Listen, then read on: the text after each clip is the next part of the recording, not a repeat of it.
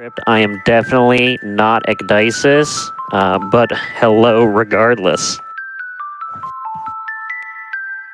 But yeah, so we are going to be having Carcinogen here doing a run of Resident Evil 2. So, this is going to be Leon A. Hard, no damage. Before we get started here, I do have a couple of quick announcements. So let's see. SGDQ 2022 is going to be live this year. We have remote volunteer applications coming up right now. If you'd like to help with any of our off-site volunteering positions, you can go to gamesdonequick.com for more information. Registration for the event is also open from now until May 23rd. So be sure to register if you are going to be attending our live event in Minnesota. If you're watching on YouTube as well, you can go to twitch.tv/GamesDoneQuick if you're interested in looking at our live content, starting weeknights at 7 p.m. Eastern and weekends at 1 p.m. Eastern. And so we have a few different runs today. Before we get started with Carsey's run, I just want to say that we have Resident Evil 2, we're going to be having Outlast 2, as well as Amnesia Rebirth today. But yeah, besides that, we are going to be getting started shortly here with Carsey's run. So Carsey, take it away.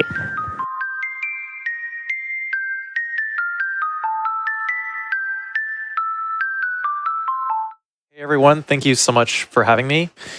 So yeah, we're doing Resident Evil 2 Classic. We're doing the 1998 PC release, well, the 2006 Source Next version with the Classic Rebirth patch. And we're doing a hard mode Leon A no damage attempt tonight. Like so far, every time I've tried to do no damage on Speedruns from the Crypt, I always get memed precisely once. So I'm going to aim for precisely 0 times.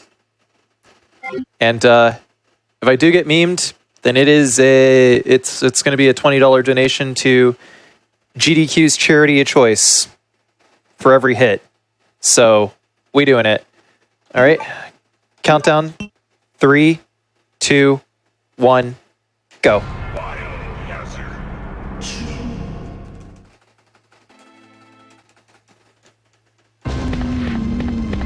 Right. So to start, Uptown segment, there's no zombie there, that's good. Sometimes there's like an extra zombie in this first screen. I'm playing on hard difficulty on original, which is basically the Japanese version enemy patterns with the hard difficulty setup. So I guess I should go a little bit into like what hard difficulty is. So hard difficulty is a difficulty that was added into the PC version and the Dreamcast version. Some of you might have heard of Nightmare Mode before, which is a range hard difficulty on the PC version, but it's literally the same thing as Nightmare Mode. Anyway, differences. So yeah, you can see we got 20 handgun bullets instead of the standard 15, and that is because zombies take a lot of damage before they die. So zombie mechanics are changed, and they can take like 20, 30 bullets before they die. But, as you just saw, sometimes you can score a crit. About a 10% chance you can score a crit, so we like those. Funny enough, I got a decap on both of those. The reason why I was shooting the zombies through there is because I wanted to score a knockback, but not a knockdown. Every time you shoot zombies, it results... There's a chance of it resulting in a knockback. If you knock a zombie back, then it is going to be knocked onto the ground. And I wanted to preserve that knockback state for whenever they would bust open the gate, so that way I could knock them down. Basically, Leon's hitbox is way too fat in order to be able to squeeze past them, so we got to make do. Gonna aim down and try to shoot this crawling Misty as much as possible. She's way too close. I gotta reset the room. Basically, I have to get lucky and hope that I score a crit somewhere in there.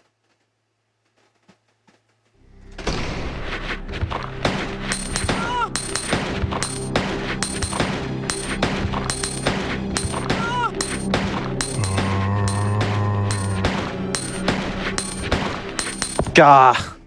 Okay, this is bad.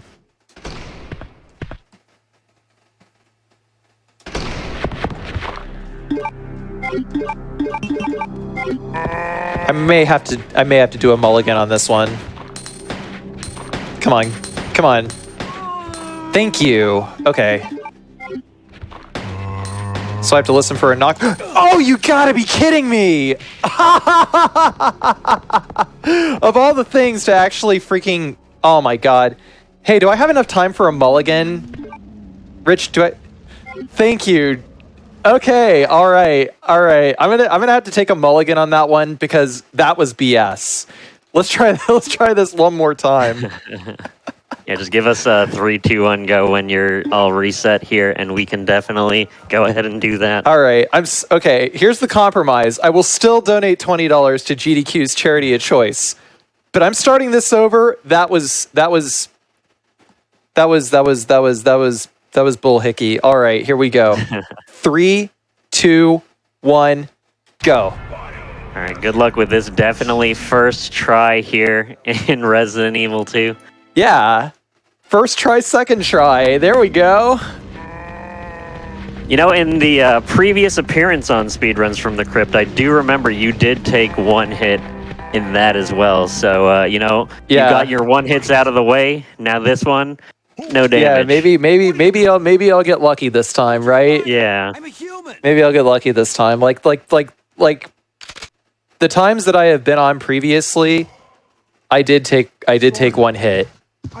And suffice it to say, I was very unhappy about that because it was usually like very late in the game, and it wasn't even nerves or anything like that. It was just like something that just never happens. Just happens. But I'm ready for it this time. It's not, you know, this salty run back is happening tonight. So thank you for giving me this mulligan.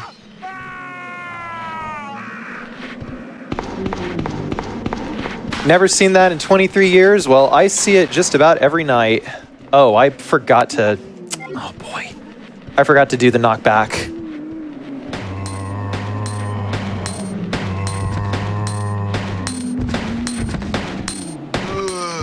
Can I do it? Yes! Okay. That wasn't the worst in the world. I'll take it.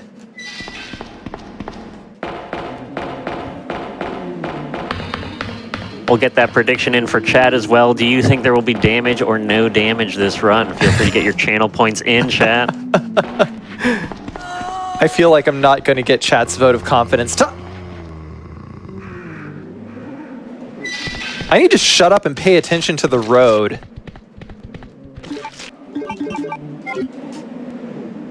But I got more bullets this time.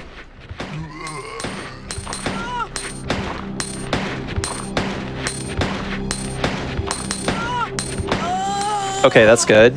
She's down. I actually should have exited and re-entered on the off chance that he was going to lunge again, because he won't lunge as long as he's far enough away. But I wanted to score that knockdown. No nerves. No nerves. No nerves. This is not happening.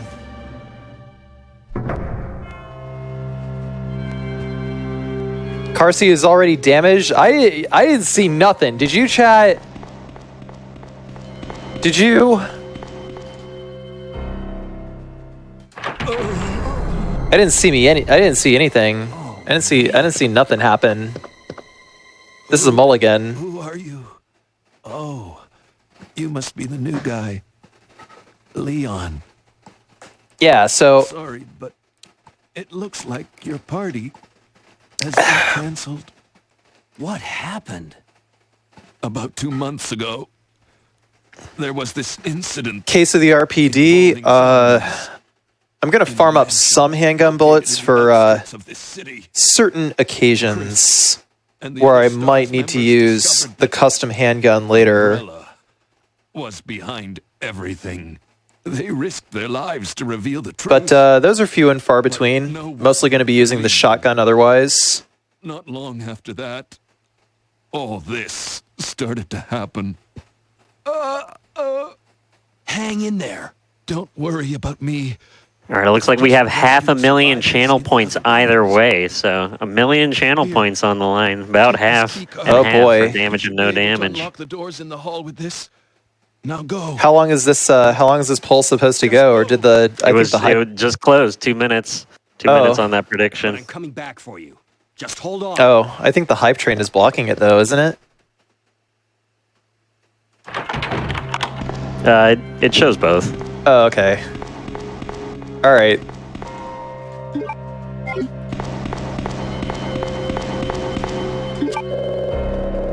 Fair enough. Well, you know what? I guess I'm not the only person who stands to have something to lose then, huh, chat?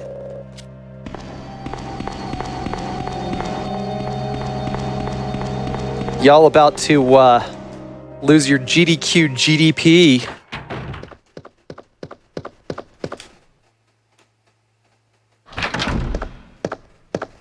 Right, I don't have to walk here yet. Forward and left, and then we're gonna get around this liquor. Ignore him. Curve around. Curve around again, and there is actually a chance that I could get bit here. Because sometimes these zombies move exceptionally fast. That's another thing about hard difficulty, is the zombies are excessively aggressive. They are horrible. They're...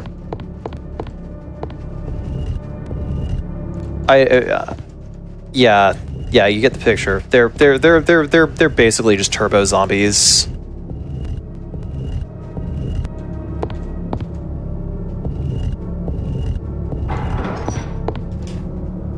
So consequently, try to dodge around any of these guys. It's this mode is a straight up meme factory.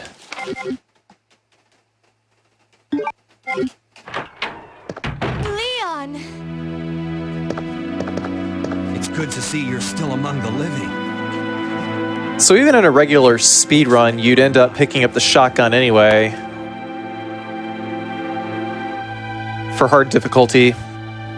But like, you know, any percent normal, you know, just don't bother with the shotgun.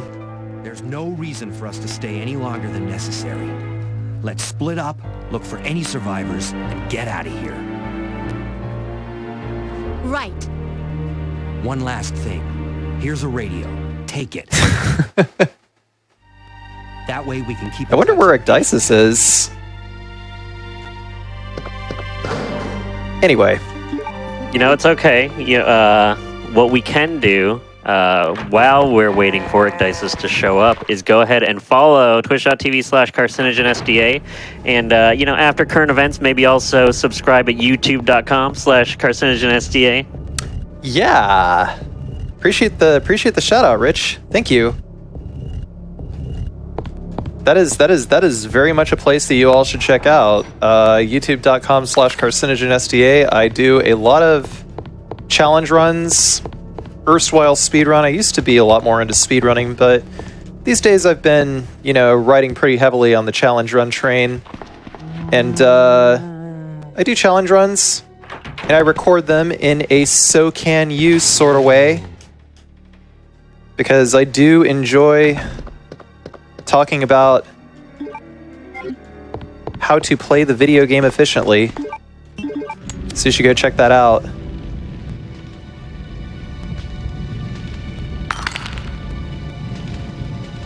Why Japanese subtitles if they speak English? Because the game was always dubbed in English with Japanese subtitles. It just didn't even really make sense for American cops in America to be speaking Japanese, you know what I mean?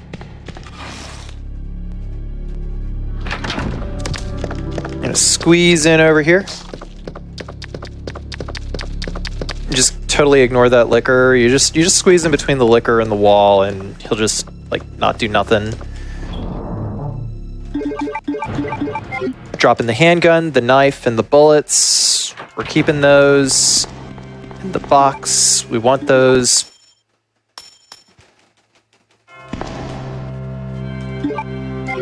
Got the spade key now. I probably could have gone ahead and equipped the equip the shotgun. But what's a horror game without a little tension, right?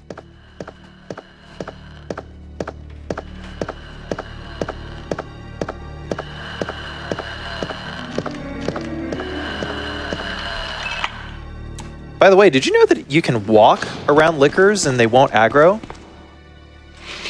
You know, that's good to know. It is pretty good to know. Precisely like in the remake and like every other Resident Evil game, if you walk, liquors do not aggro. So you can use that to your advantage.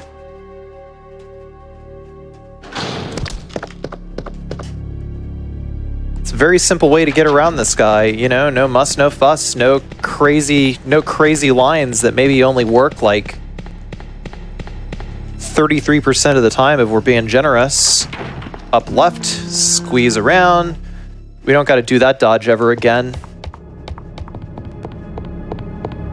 Because we gaming now. And I'll take that.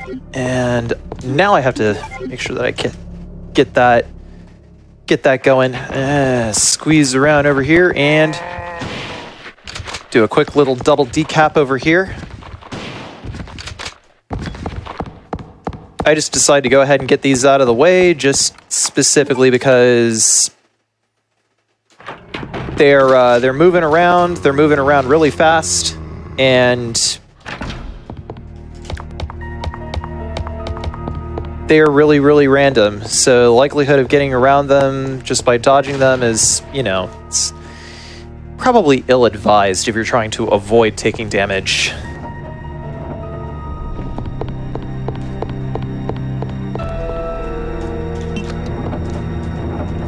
Push both these shelves to the right, get this plug, and then we're heading into the main hall, second floor. Still got 3 shells left. Do zombies respawn in this? No they don't. Certain areas might repopulate with zombies the further along you are in the game. But that's like few and far between. I think the only time that zombies ever actually repopulate is when you come back from the RPD basement. That's some mods they do.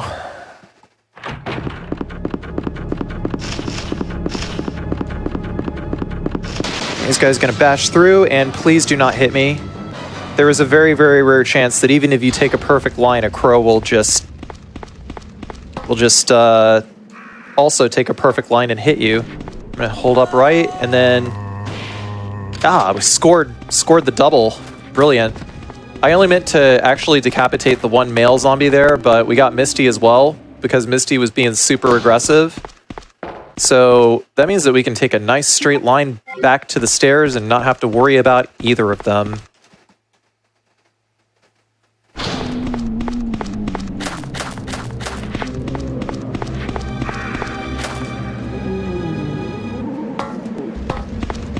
Yeah, they're all exceptionally aggressive on hard difficulty. But I gotta say, it's been actually fun just like messing around with this difficulty.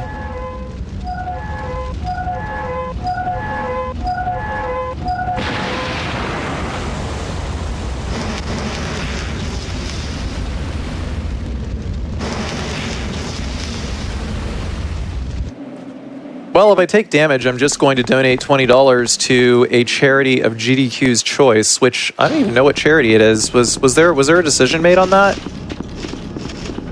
Yeah, Summer Games Done Quick will be for Doctors Without Borders. Okay, so I can just donate to Doctors Without Borders then? Yeah, sure. Okay.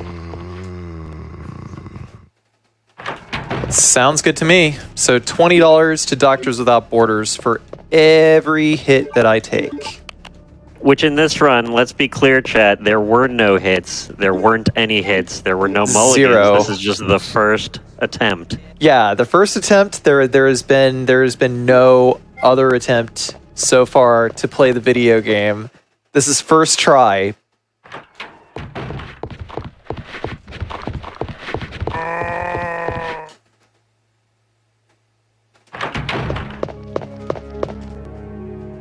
And also, for the record, this isn't a speed run, it's a smooth run. Wait, Ooh, I almost messed up.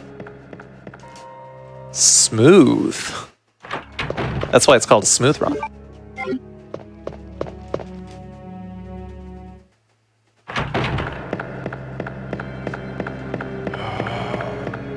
How much of this run is door loading screens? Well, fortunately not that much because we can skip door loading screens. I just gotta like leave, I just gotta let them load in a little bit. Reason being because if I just try to skip them immediately, then the resulting black screen is gonna be even longer than if I waited.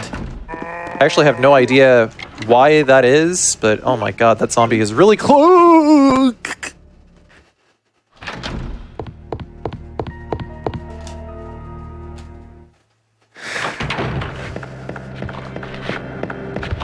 I'm good. I'm good. The run's still smooth. Who's on commentary? It is Richard. I'm sorry. I don't actually know how to pronounce. Augendrocker, which is just Richard Go backwards, which just happens to be my name. That's actually how it's pronounced. No. No. It's like No. the end of song with an O. Got it.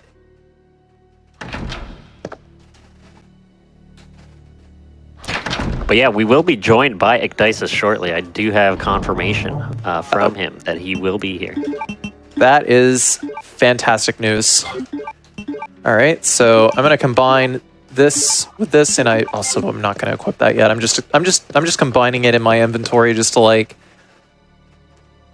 get it, just to condense my spaces here a little bit. Yeah, being able to skip doors is a pretty nice perk, but in real time, skipping cutscenes would be faster. So like in real time, the GameCube version is actually like the fastest version of the game, but the PC version is still the most popular one. For good reason, I wager, because video games are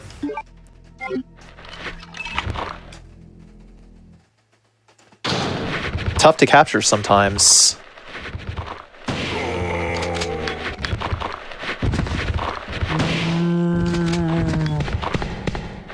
Yeah, there we go.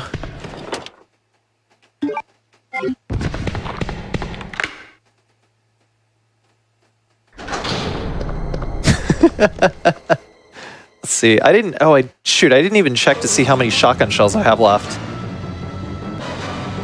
So I can back up and like Marvin won't catch up. Oh, is that the man? Maybe. You're late. It happens. But there's no damage, right? There is exactly no damage. Right, chat? 0 damage whatsoever. Damage did not happen. I can confirm that damage did not happen. Perfect. Well, this is pretty fitting because the theme is crashing, and I crashed a little bit here. Oh. Exactly. I'm sorry. Oh, it's all good. Anyway, where were we? So a quick decap and then 2236 in order to get more shotgun shells. I just don't want to head back this way.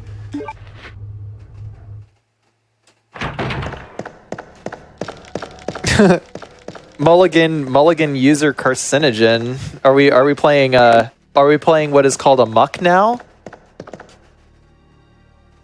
Can I play a muck on my mister? So while we're in here, the dogs actually don't spawn in until we hit this next camera transition here. So there they are, and I can run back, and then I'm going to spin around, and I'm gonna...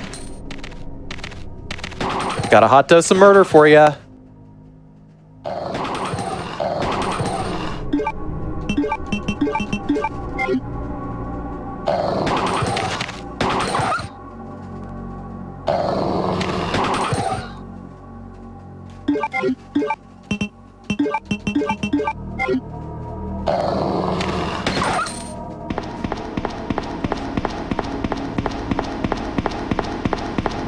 You know, Metal Glint Solid, I think it might be flavored air conditioning. Anyhow. Pretty good so far.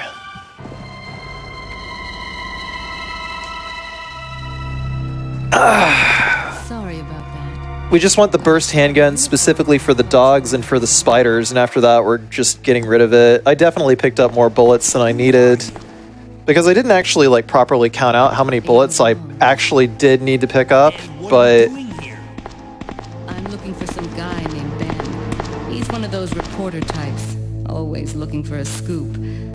I heard he was at least it gets the job done, and it's definitely going to get the job done on these spiders I've been trying to better find than the him. shotgun ever will.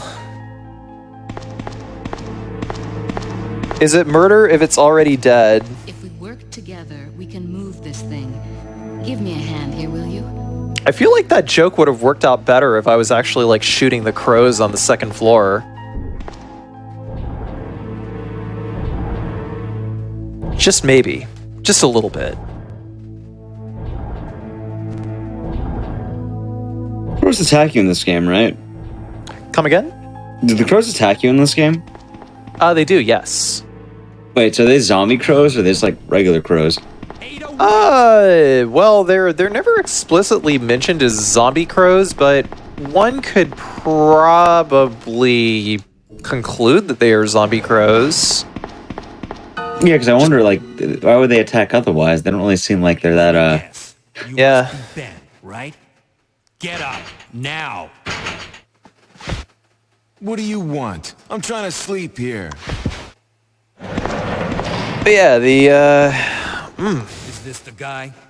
I mean, there's a room You told the city in Resident Evil 1 where there's crows and there's like no openings. So the crows are just there and they've been there for like months and months and they're just like staring at you, which is like Maybe- fascinating. Why are there crows there and why are they just staring at you, not eating you when they should be zombie crows? They should be like ravenously hungry zombie crows even. That's not the know- only thing in RE1 that didn't even like And even if I did, make any sense why to would I me. wanna tell you? Maybe It's like- Raccoon City just has really pissed off Okay, I crows. say we leave him in there. Does anyone know where they put the key to this cell? Yeah, I have it right Yeah. here, officer. But I'm not about to leave this cell.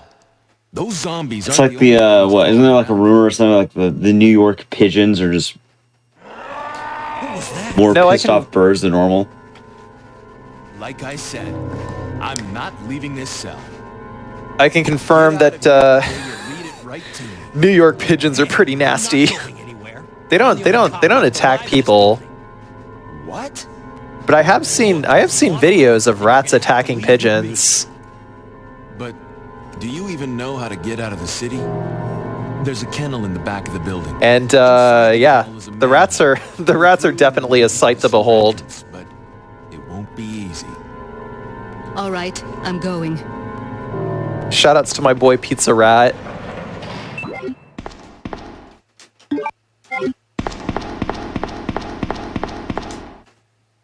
So how we doing tonight, Ek? Doing good. Doing good, I think. I'm kind of getting... Oh, there's my alarm. Oh, there you are. My alarms always seem to have trouble. I don't know why. I'm actually wondering why it didn't go off. But now we know. It's because you wanted an excuse to sleep through my run. Don't lie. Nah. Still kind of getting back into the swing of things here, so if I'm a little bit functioning, just give me a wee bit here. All right.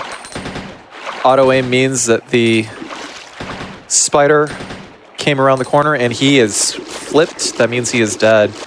Basically, if you stop hearing the spider just like sloshing around in the water, that means it's donezo. It is all kinds of dead. And next up, we're going to put this away and we're going to take these chess pieces.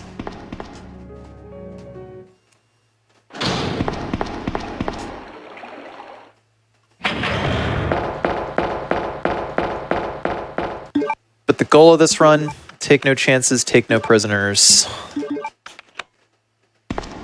Because over the last couple of days of practicing, I actually only managed to score one no damage run. Even though I should have, and the only reason that I didn't get the no damage run any of those times is because I didn't take the necessary precautions. I'm with the RPD. So I may have already been talked about, but for the run, for what people might expect, what would be the, I guess, toughest part to secure no damage? Get upstairs through this shaft. Let's see. Give me a boost. Well, Check. I would say the toughest parts are just like any parts where there's zombies for starters, because the zombies are super fast, and you kind of have to line them up and score like multiple headshots because you already do get not a whole lot of ammo.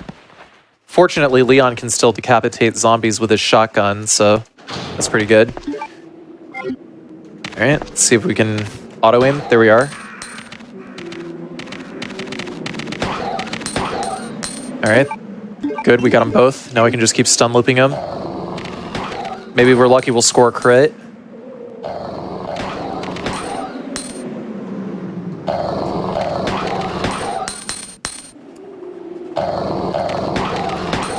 Trying to listen for the growl. I'm actually waiting for the pitter patter to start because on this particular map. Oh, hey, we scored a crit last shot. Amazing. So yeah, like if I accidentally shoot the dog around the corner and I just shoot them, whenever I hear the growl as opposed to whenever I hear the pitter patter of like the steps, then that means that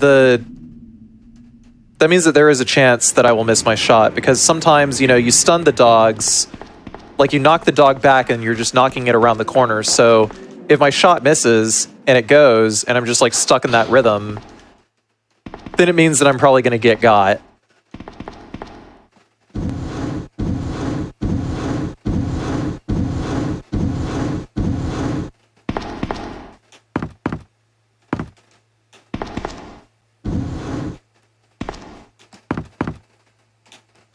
Oh yeah, someone asked a good question. No baby spiders kill you after you kill the big one? Here's the catch with baby spiders in Resident Evil 2. Literally every room where there are spiders, aside from like extreme battle mode, like in the main like story, you're only going to see spiders in rooms where there's a lot of water, right? If the spiders fall into the water, then the baby spiders do not spawn. However, they can still trigger your auto aim. So if you're trying to like auto aim at like another spider around the corner, you gotta watch out for that.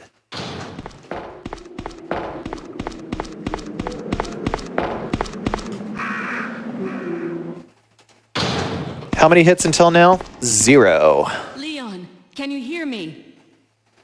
Ada, did you find anything? But yeah, I was basically waiting for those footsteps so that I can actually like confirm whether or not I was actually hitting the dog. Or confirm that I would hit the dog, I should say, because it gives it enough time to come around the corner if it was going around the corner I'm going to have to find another way around. when I was I'll catch shooting. up with you later. And it was like at an angle where I couldn't actually like score a hit. What? Ada, wait!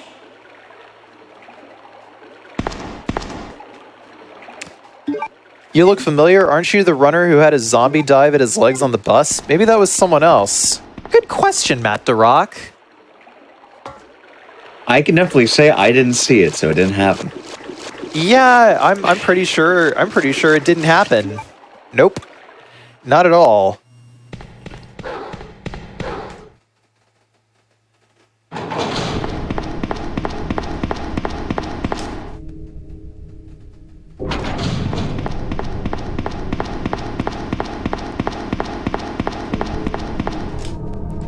Also, I may just be catching up myself here, and possibly people in chat who may have missed it.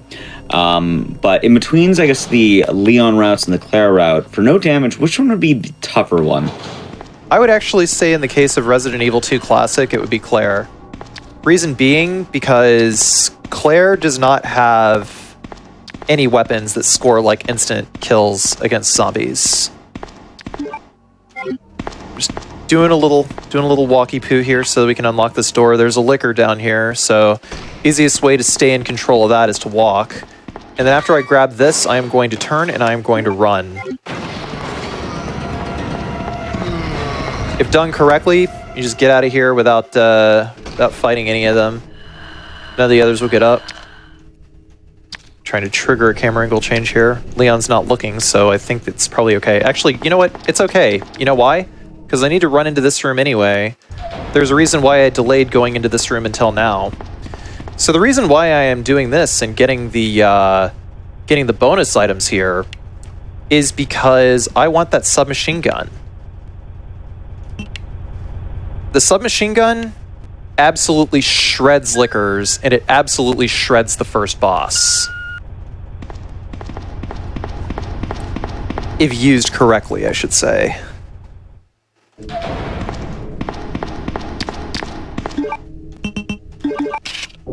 I was running, but that Licker is actually not going to catch up to me. He was just like listening for me because he's like, oh, what's that? I heard footsteps. So he's like turning towards me and stuff like that. We can actually open this locker now, and I'm going to pick up the Saidopaku first. So I can pick up the submachine gun. Actually, I could already pick up the submachine gun, but here's the thing about the submachine gun.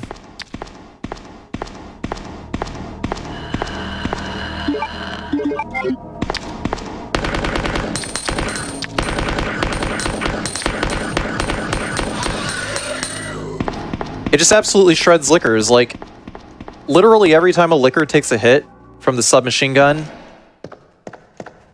it's a stun. So you just stun lock them to death. That's what the submachine gun is best for. It's like, don't waste it against zombies. Use it on Lickers, use it on the first boss.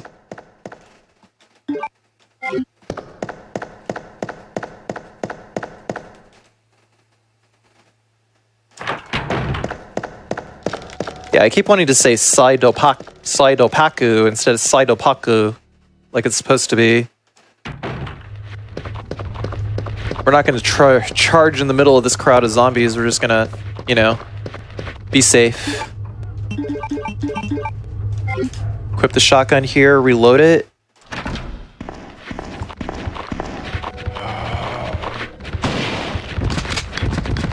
Wait for them to get kind of close. Hey! Ooh, baby, a triple. 6 zombies in this room. And then there's another 4.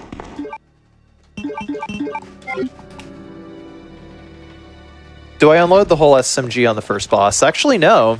You have enough ammo left over to deal with more Lickers. I'm gonna stay here for a bit.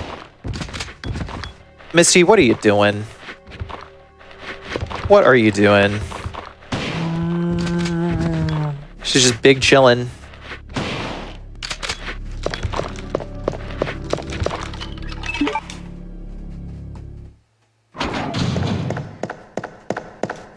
Take this Ruku Pragu, and then we're gonna exit.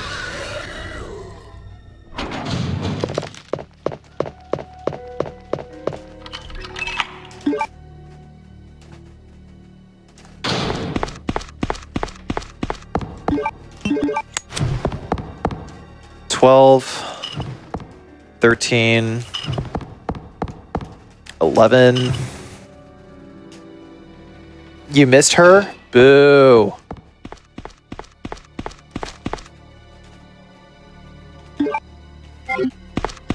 Make sure not to be caught with your pants down reloading. Yes, sir. Matt DeRock there to give me the moral support and bust my chops at the same time. By the way, y'all should go follow Matt DeRock. Just saying. He's a pretty good no damage runner. He is an exceptionally good no damage runner. As a matter of fact, he and I work together on no damage run stuff. Like, quite literally, since I started doing no damage runs, Matt DeRock was like just there in my chat. I might have messed this up a little bit because I was supposed to run. It's okay. Get over We'll here. have to see. Hey, what are you doing?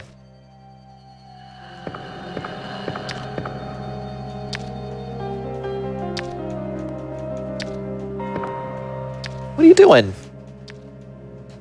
Whatever.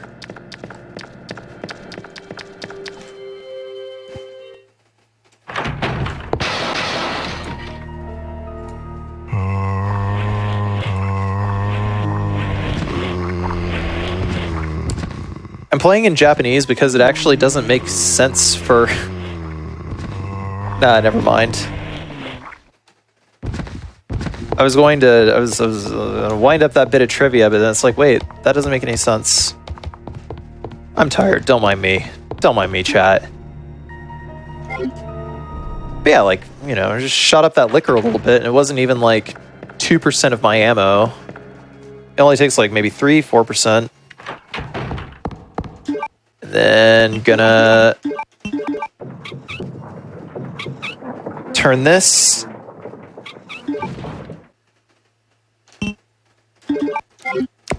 Actually, you know what? I'm gonna go with SMG strats because I need to make sure that those... I need to make sure that the butt huggers die before they reach me. I don't feel like getting memed on.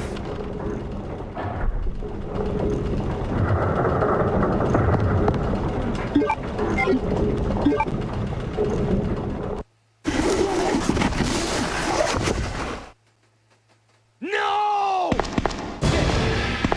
Get away!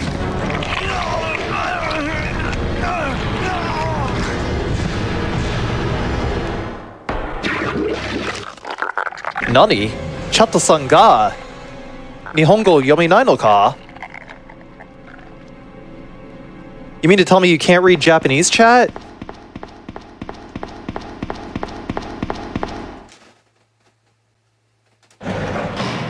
Ben! Can you still hear me? Come on, answer! Damn! I don't believe this. I almost got the story. Ben. Anyway. Yeah, I know, it's for faster text.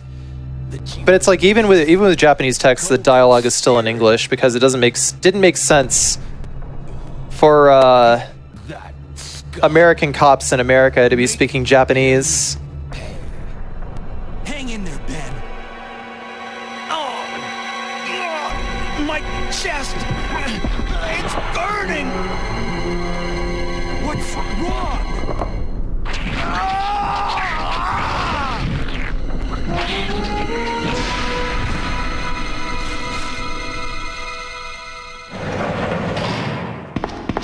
Good God. I think that guy took damage. Yeah, he definitely failed his run. Going, Ada? I think his whole bank account should go to Doctors Without That's Borders. where I'll find Jake. Maybe his Exactly. life insurance policy as well. Wait.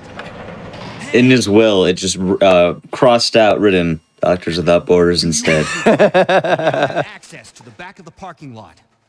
Got it. I'm getting out of here and heading to the sewer. Can you meet me there? I'm on my way. Say save the animals in Japanese. I actually don't really know what the word for animal is. It's like seimono, maybe? I never thought about that.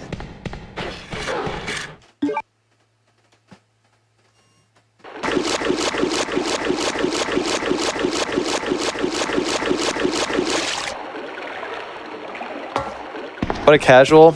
Yeah, I've been outed.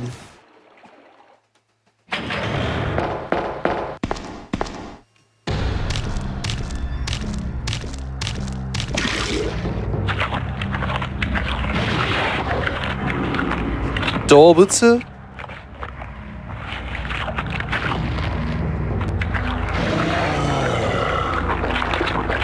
Anyway.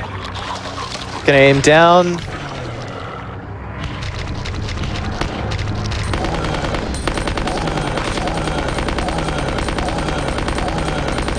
Oh, shoot.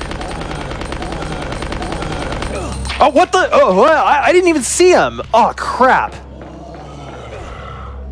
Sick cross-up, bro. Oh, my God. I didn't even notice that he was like... Man, you know what?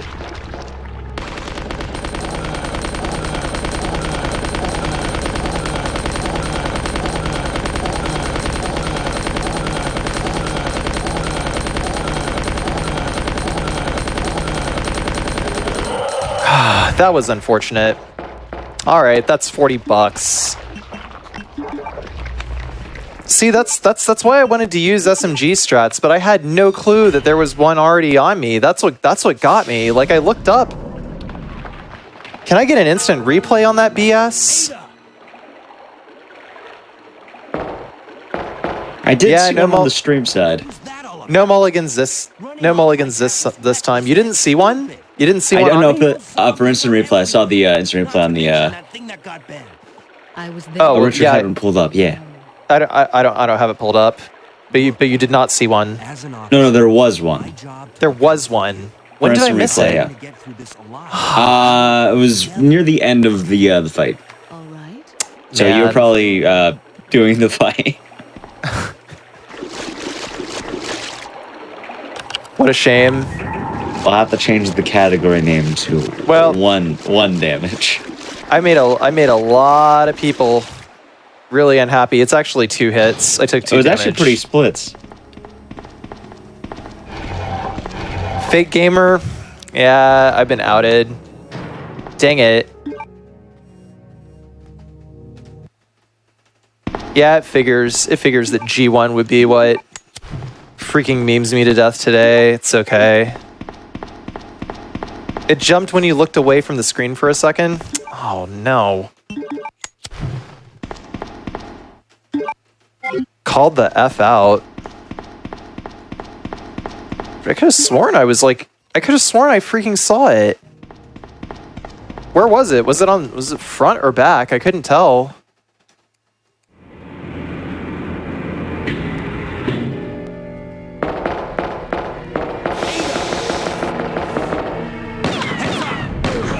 Yeah, no, not swearing on GDQ is easy. You just gotta granny swear.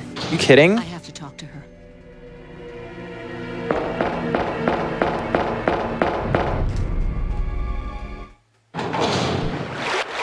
Yeah, but no death is easy though. I wanted to take it a step further. I wanted to take it even further beyond. I Well, wanted we it to be a can say Super Saiyan 3 no death run. at the very least, Ada has not taken damage. Yeah, that's true. You're the one who's with that. DMing me the clip? Okay, thank you, Zero Run. I'll look at it later.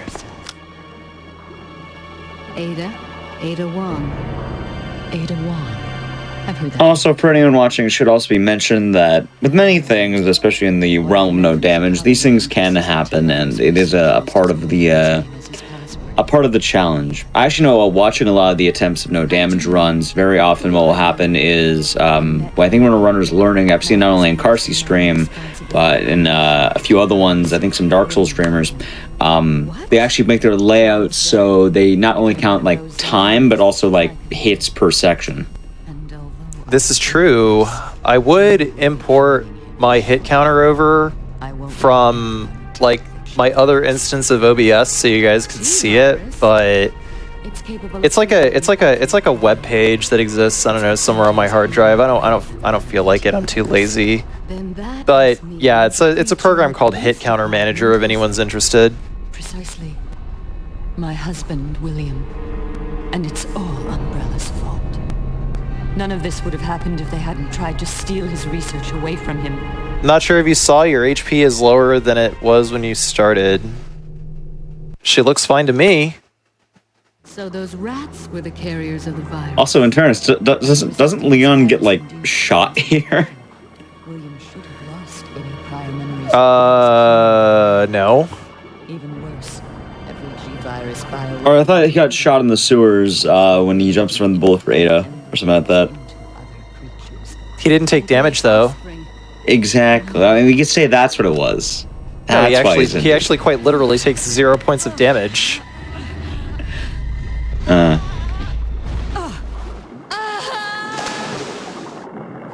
Too bad. Oh yeah, by the way, by unequipping the handgun as Ada before you go into this cutscene, it stops like a little bit extra where Ada turns around to pick up her handgun after Annette shoots it out of her hand.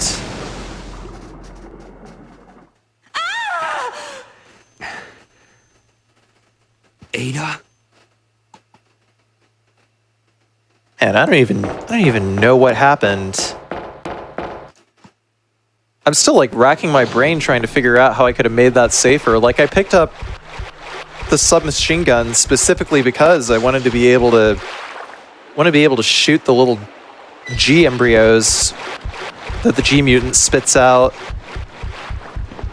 But for some reason, like I don't know. I'm just like, man, this is gonna haunt me. This is going to haunt me.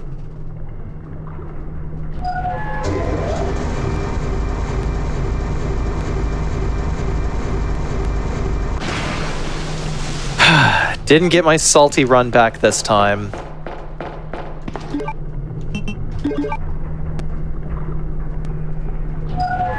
There's always the next one. Yeah, you're wow. That is totally correct. He actually had two blood bags, one on the front, one on the back of his uniform, and the bullet grazed the first one, so the front of it is covered in ketchup, and then he landed on the other bunch of ketchup packets when he like landed on his shoulder. Exactly.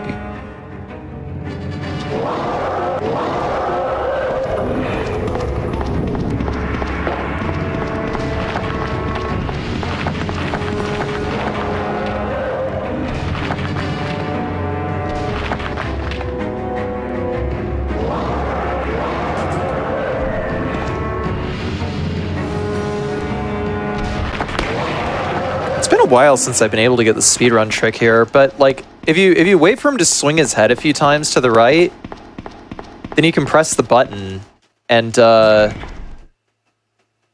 canister will fall and he'll like pick it up a little faster depending on when you press the button. Leon. This bullet wound isn't making things any easier. Quiet, Leon. Not entirely sure of that. I'll patch you up. Yeah. I should have played normal and spared myself the humiliation. That's too I still wouldn't have taken any damage by now if I did. I just found out. John's dead. What? Never mind. Let's just get out of here. The sooner the better.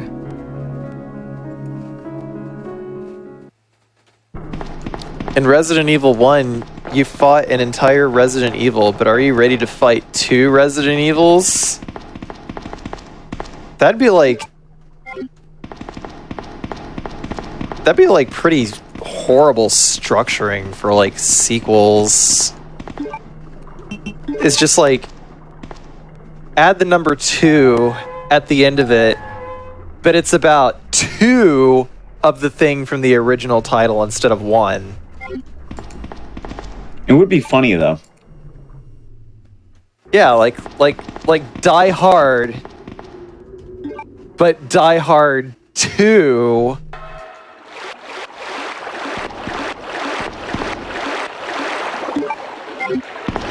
is about 2 Nakatomi plazas filled with terrorists.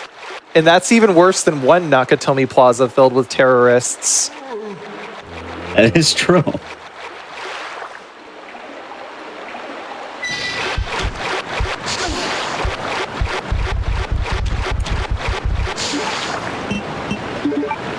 Or like Alien 2, but it's about 2 aliens instead of 1. I think that actually is what the movie is, kind of is, actually. What? Wait, is it? Well, aliens. It is? Oh. Oh. But it's a lot more than 2. Oh. Then why didn't they call it, like, Theorics. Aliens 50 or something like that? Maybe they couldn't count. How many aliens are in Aliens? I don't know.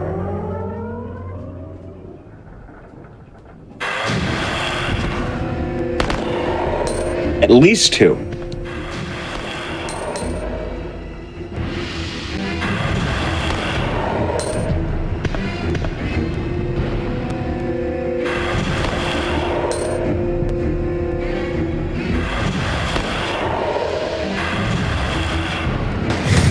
John Wick 4. John has been cloned 3 times now. Wow, is that seriously a result you were just able to Google, Roy?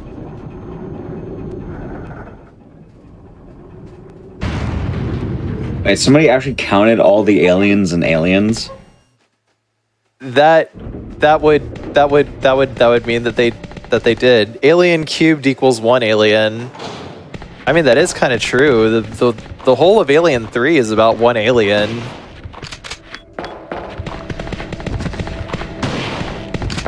The movie should have really been called, let's see the number here. Well, it's 150, Aliens 158. Yeah. Had an operating population of 158 men, women, and children. Oh. Yeah, I guess they were all used as a breeding ground for the aliens, huh? Wait, wouldn't you need like an initial alien to get a catalyst, though? Like well, I mean, that's the thing about Hadley's Hope is Hadley's Hope. The whole point of Hadley's Hope was that it was a colony that was there to like make more aliens happen so that they could like capture the aliens and use them as part of like a biological weapons program or something. Also, as mentioned in chat, it'd be 157 because I think one of the major plot points of that Newt is part of the colony. That is also true. So it's probably 157 aliens. I feel like the Queen would just exist before the creation of the other ones, though. Oh, why did I combine those? Okay, so we're gonna use the shotgun for this this next part over here.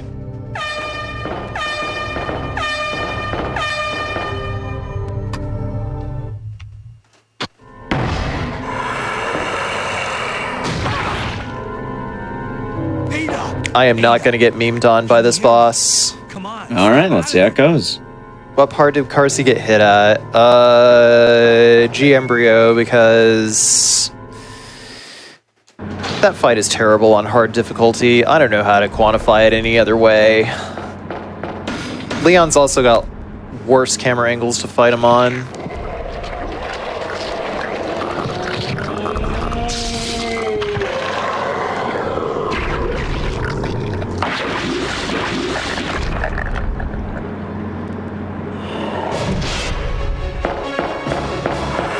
One, two, then we're gonna bait out a slash. Oh, that was a little close.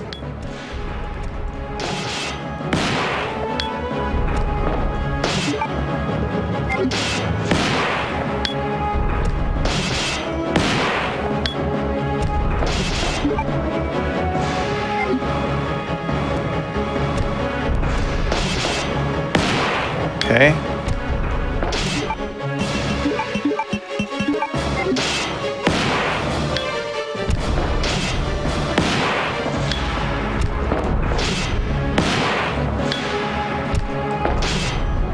One more. There we go.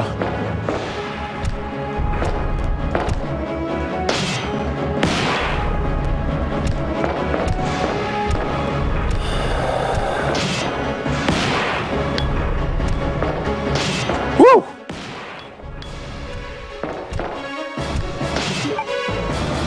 All right. That's the end of you. Would you look at that? So the reason I use shotgun there is for ammo conservation specifically, because I don't want to be using the Magnum, or I don't want to be using the shotgun on the final boss. Die on me, Ada. And it's like this guy is like really easy to dodge anyway. Just as long as you set him up right, you can just keep making him slash and keep making him miss over and over again.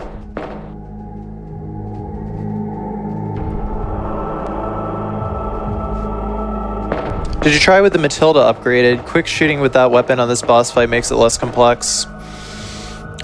I didn't consider that, actually. But I suppose you're right, huh? Welcome back. Hey, take it easy. We're inside Umbrella's secret lab. I'll go find something to treat that wound, so just rest here in the meantime. But I'll only slow you down with these injuries. Go. Save yourself. But also YouTube. I told you, it's my job to look after you. But you'll be in danger if you stay with me.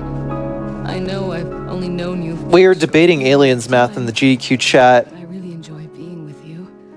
155 initial aliens from the colonists, minus Newt. 2 of the colonists had the facehuggers removed before the embryo stage. 2 Marines I taken. don't want to lose you. So Together.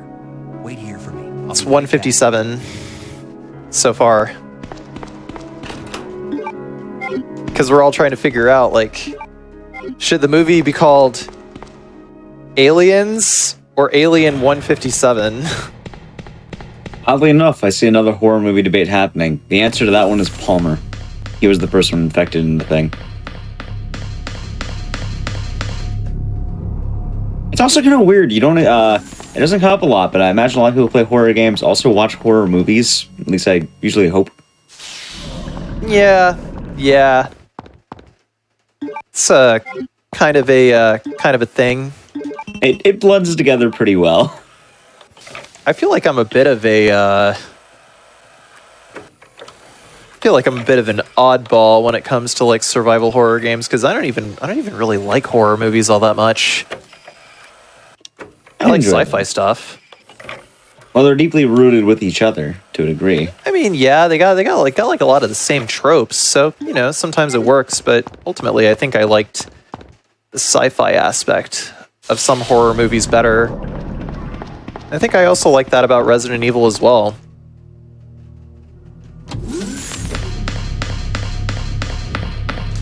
This game is heavily reminiscent of Alien, though.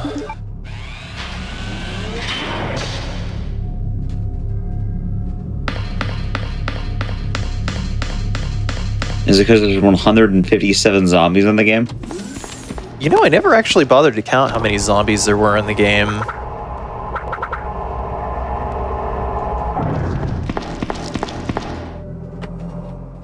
I could consider that sometime. Carsey, have you played Alien Isolation? I did a no damage run in that. Well, a no damage playthrough. Not really like a run. Because I did it with saves.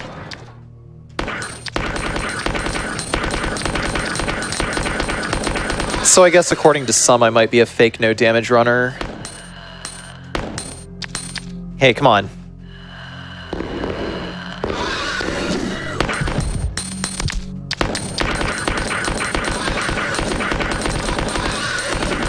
No, you don't.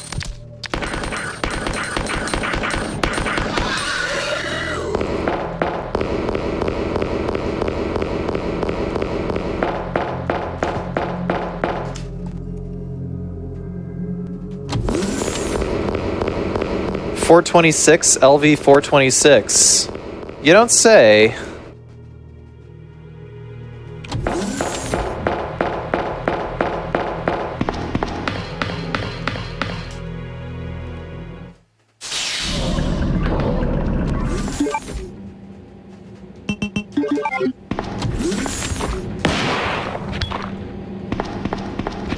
Come on now.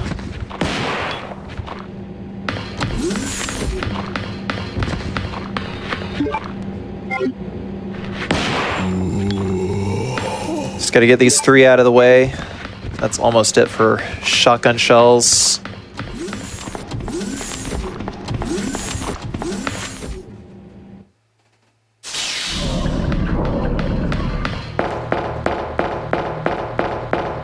The journey don't matter, it's the destination.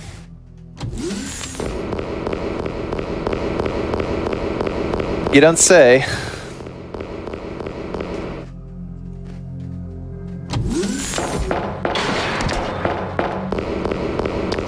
Yeah, I mean, it is definitely different enough from the remake to say that like you can't really even judge them as like the same game. They're just completely different experiences, the both of them.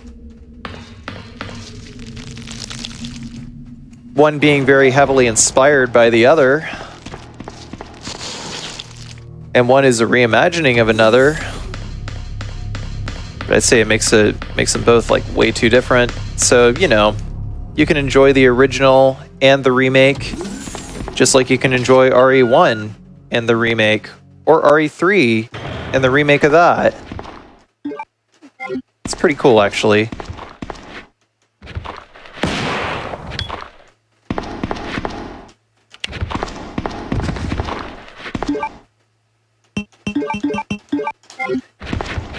Just trying to concentrate here so I can wipe these guys. Oh. Just got a pretty straight shot to the boss now. You murdered my husband. Imagine enjoying things. Enjoying things. Who does that? Nah, you have to have an opinion about precisely everything. Where's that spy you were You must rank the one thing over the other I'm talking about? at all times. You really don't know anything, do you? You're so gullible. She's one of the operatives sent here by the agency. The only reason why she came here is to obtain the G-Virus. That's a lie. No, it's the truth. I discovered this when I did a background check. Yeah, that's true. They did cut out the A and B routes in the remake. It's like the B scenarios are a vastly different game in Resident Evil 2 Classic. I know her. Ada wouldn't do something like that. If you don't, And they also changed the way that Mr. X works. you're about to die anyway. It's like you just encounter Mr. X in just like multiple occasions. What happened? I do like the B scenarios in the original game though. They're fun. I will tell you right now though, if you didn't finish the B scenarios, you didn't finish the game. The self-destruct sequence has been activated. Repeat, the self-destruct sequence has been activated. This sequence may not be aborted. All employees proceed to the emergency car at the bottom platform.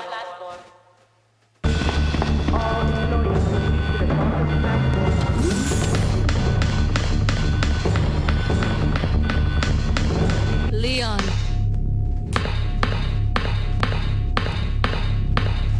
Just I've gonna been waiting for you, Leon. double check this really quickly.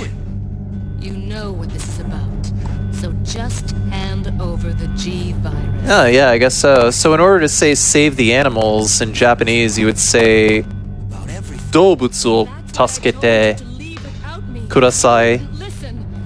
Now hand it over. Please save the animals. Don't make me shoot. Please help the animals. Do that.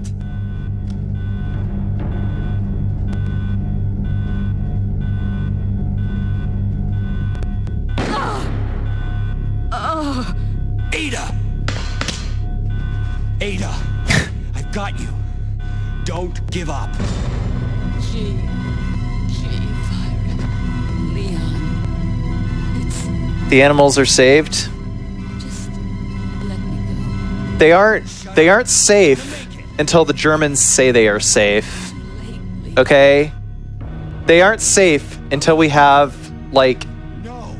roughly Promise you that 15,000 greetings from Germany's. help me out here. I'm Doesn't telling you. the town get like bombed? During Resident Evil 3, yes. Resident Evil 2 takes place on September 29th. Resident Evil 3 takes place on September 20... Ada! Actually, it's like... I don't think the animals are gonna be very safe. I'm not gonna lie to you. Oh, yeah. No. The animals are already undead anyway. Well, now they're gonna be double dead. The Germans, yeah. As in greetings from Germany, those Germans, Wu-Tang. I'm just excited to hear greetings from Germany again. Actually, it's gonna be fun. Yeah. So that's why I say the animals aren't safe until the Germans say they are safe.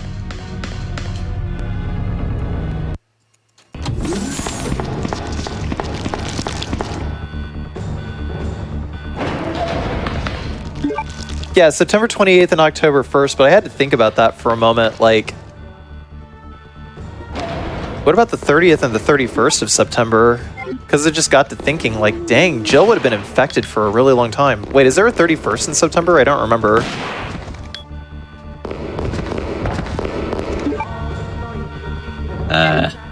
Let's see. I don't think so. Doesn't it suck that we actually have to legit look that up? There's some weird finger thing you can do, but I don't ever remember it. Oh, I mean, you're just kind of confused. There's an old finger trick for that too. Yeah, it tells you which ones have 30 days and which ones have 31s. Oh, there is no 31? Oh, okay. So 28th, 29th, 30th, October 1st night. Until detonation. Yeah, it's like the morning of October 1st that Raccoon City gets bombed. So like Claire and Leon are out on the morning of September 30th, and at night is when Carlos saves Jill. All right, so G4, here we go. 1, 2, 3, 4, 5, 6. We want that other stun. I'm going for this reload just because I'm trying to kite him around here. We want to kite him around here for a reason. Very specific setup. Where's that auto aim? There it is.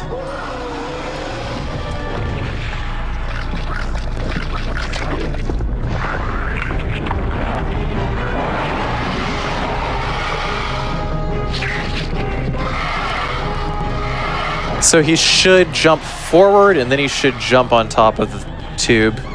Hello? Okay, there it is. A little more. There it is.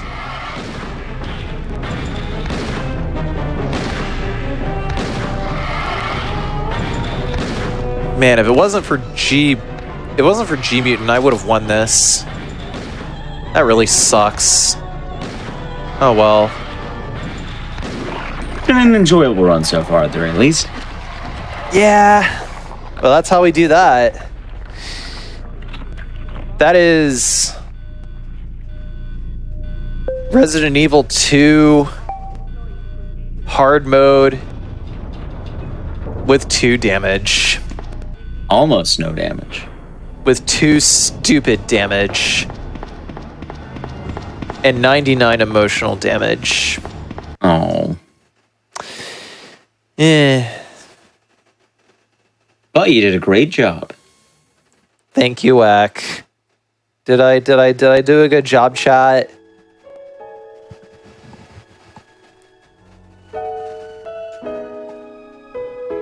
The video game said I did a good job. It gave me an S.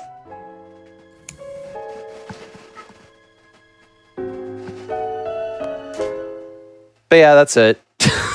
There we go.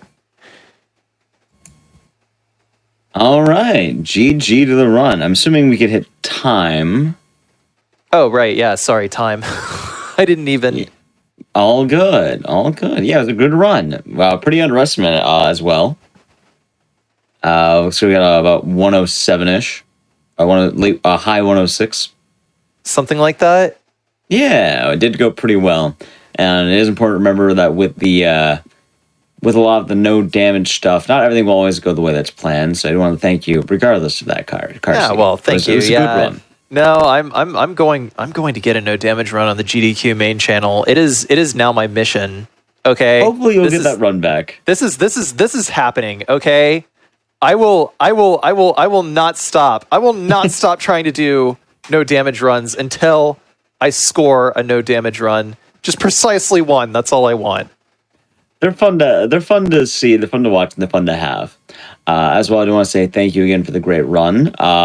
Before we do go on off, though, you have any shout outs you'd like to give it all? Yeah. Huge shout outs to Matt DeRock, actually. Go follow him, twitch.tv/Matt DeRock. If you would wish to check out any of my other stuff, like, the no damage runs where I actually succeeded in doing something and maybe actually went into significant detail about, how I completed the run and whatnot, you can do so on my YouTube channel at youtube.com/carcinogenSDA. that is my recommended way to find me is on YouTube at Carcinogen SDA. You can follow my Twitch as well. I do have a Twitch. Same name, you know. But in any case, that's pretty much it. So. All right. Thank you once again for doing the run. Also, thank you for, covering the first little bit before I could get on in here. I don't want to say thank you for that. So, but it's all good. By the way, just to be fully transparent, I did take precisely one hit, but Richard gave me a mulligan. So I heard about that. That means that I owe $60 to Doctors Without Borders now. So sounds good. It's okay. It is a hit I am willing to take to my wallet. Just, you know, right here. All right. I know you're good for it. I'll probably see the result of that later on Twitter, I think, as the usual route for that. And I know you've done it in the past. So thank you once again, Carson, for being on here. We're going to be getting ready for our next runs of the night, though. We still have plenty more fun coming on. And before we do go to that, we're going to take a quick wellness break. This is the time to stand up, touch your toes, and all that jazz. Before I go to that, though, I want to say that if you're watching this over on YouTube, feel free to come over to the twitch.tv/GamesDoneQuickside if you're interested in looking at our live content, starting weeknights at 7 p.m. Eastern and weekends at 1 p.m. Eastern. We'll be right back. Speedruns from the Crypt, your bi-weekly horror hotfix. I have to do my actual intro now because I missed it earlier. But welcome back, everyone. It's great to see you, and I hope you're all doing great today. I kind of want to talk about the theme now, because we did have Resident Evil 2 earlier. We haven't fully gone over what it actually is. So what do all these games over here have in common?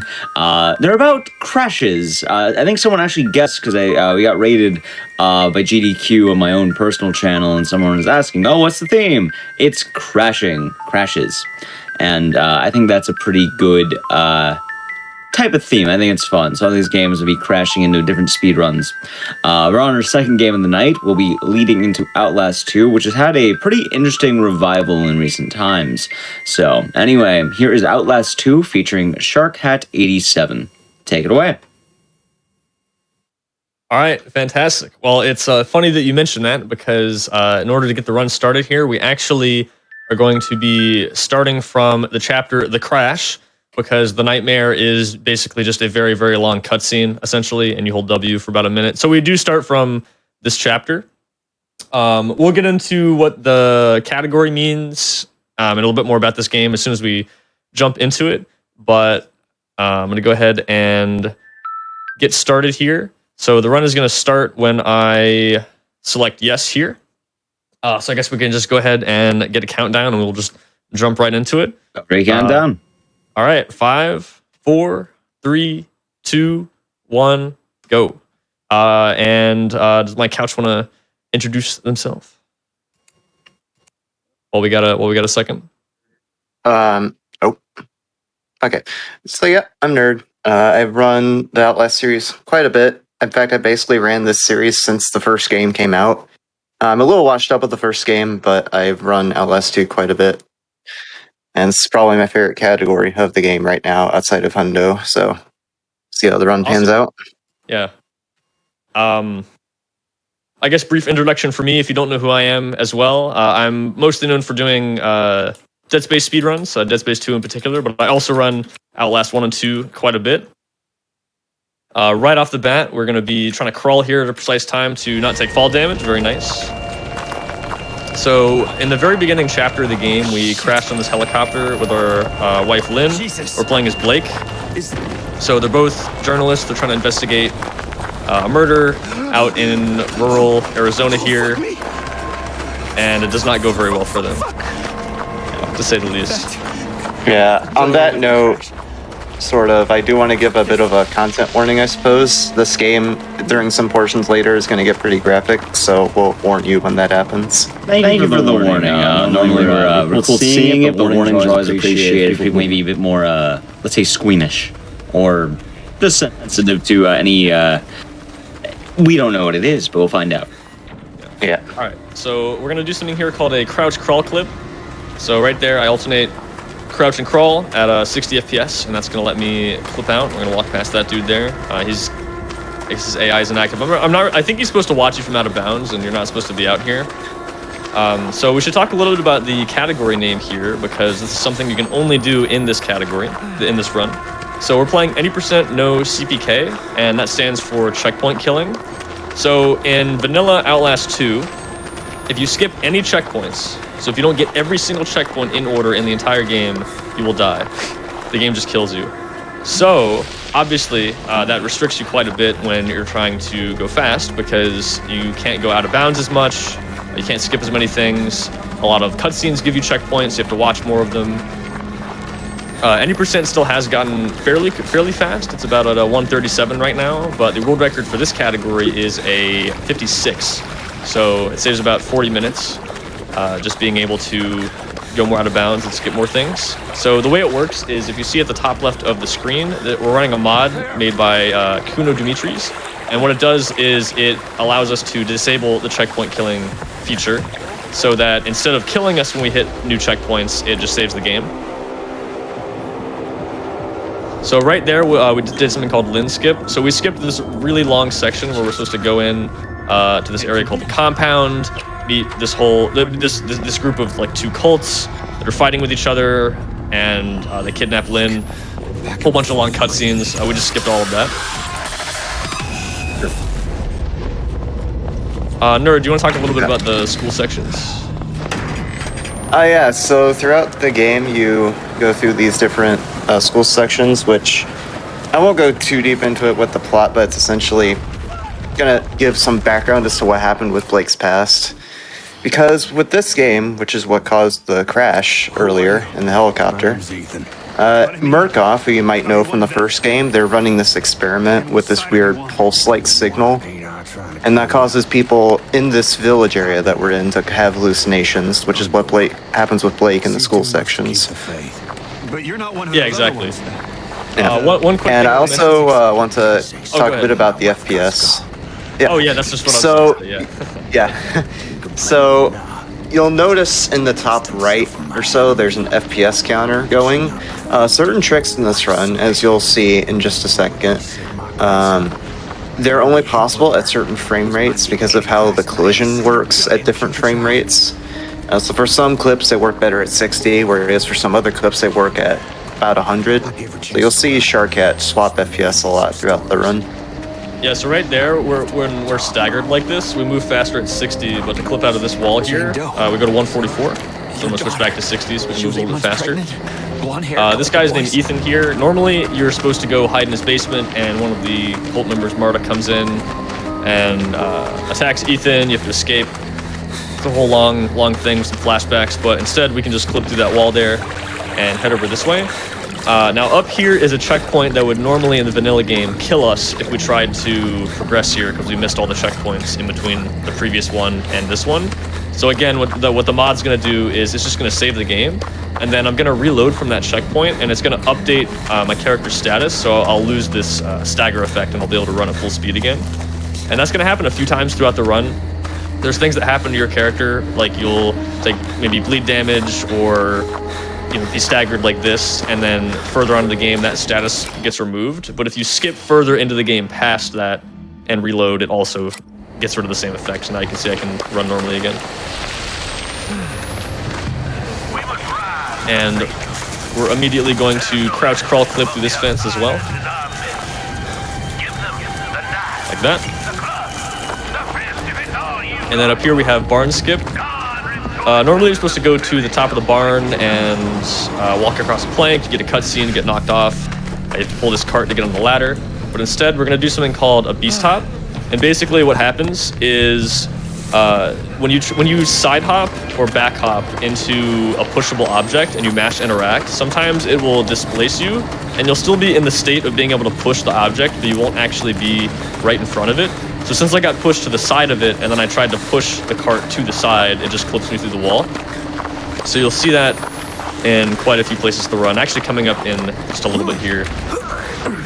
Another quick thing, this is called a ledge run. If I look behind me while I run across the ledge, I can skip the shimmying animation. You can just run across those at full speed. Now, one of the things that happens, one other thing that happens when you skip checkpoints is it will only load in specific checkpoints along the way. So there's a lot of ones here that I'm just not going to get. And then when you reach the checkpoints that are loaded, the game kills you. But again, that's not going to happen because of the mod that we're running. And speaking of which, that mod has only been around for about a year or two now. So it brought a lot of activity back to the game when the mod was created, because we were able to actually introduce a lot of these out of bounds and tricks, even ones that were found back when the game released in 2017, but they didn't work for regular any %. That has to be the chapel. All right, so right here, I'm gonna carefully try to not die. Nice. Okay, so when you hit a slope like that, it cancels all your fall damage. So it might not look like it, but if I don't land in that particular spot, I actually die there. And like I mentioned, since we skip a lot of checkpoints, sometimes we got to do these long segments where we don't have one. So I would have gotten sent all the way back to the barn there. Yeah, Oh, Lord. that's the scary thing about this run. Because we skip checkpoints with the mod, there's some portions of this run where you can go for long sections of the game without hitting a checkpoint. So in some cases, if you mess up a skip, you can lose a lot of time.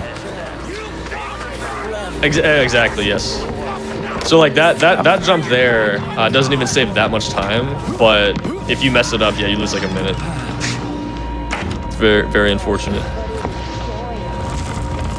All right, so now we're coming up to another skip. So this is gonna be elevator skip. Now I'm pushing this bookshelf over here so I can do another beast hop through the wall like that. Push the bookshelf forward so I can get myself up against this ledge. I'm gonna carefully walk along here. This ledge is, there we go, okay. This ledge is very thin, and if you fall off, you gotta reload the checkpoint and do it again. So now we're out of bounds. And we're gonna make our way all the way around to another area here. And unfortunately, even though we can walk over to later parts of the level, we can't just walk straight to the end yet because it's not loaded. So instead, I'm gonna make my way over to the cart pushing section, which some of you may remember as being pretty difficult in the original patch of the game. Which is actually important to the run too, because I don't know if it was because people complained that the game was too hard, but this game in general is much more difficult than Outlast 1. And so they released a patch eventually, which added story mode, and that's actually the difficulty we're playing on here for the speedrun.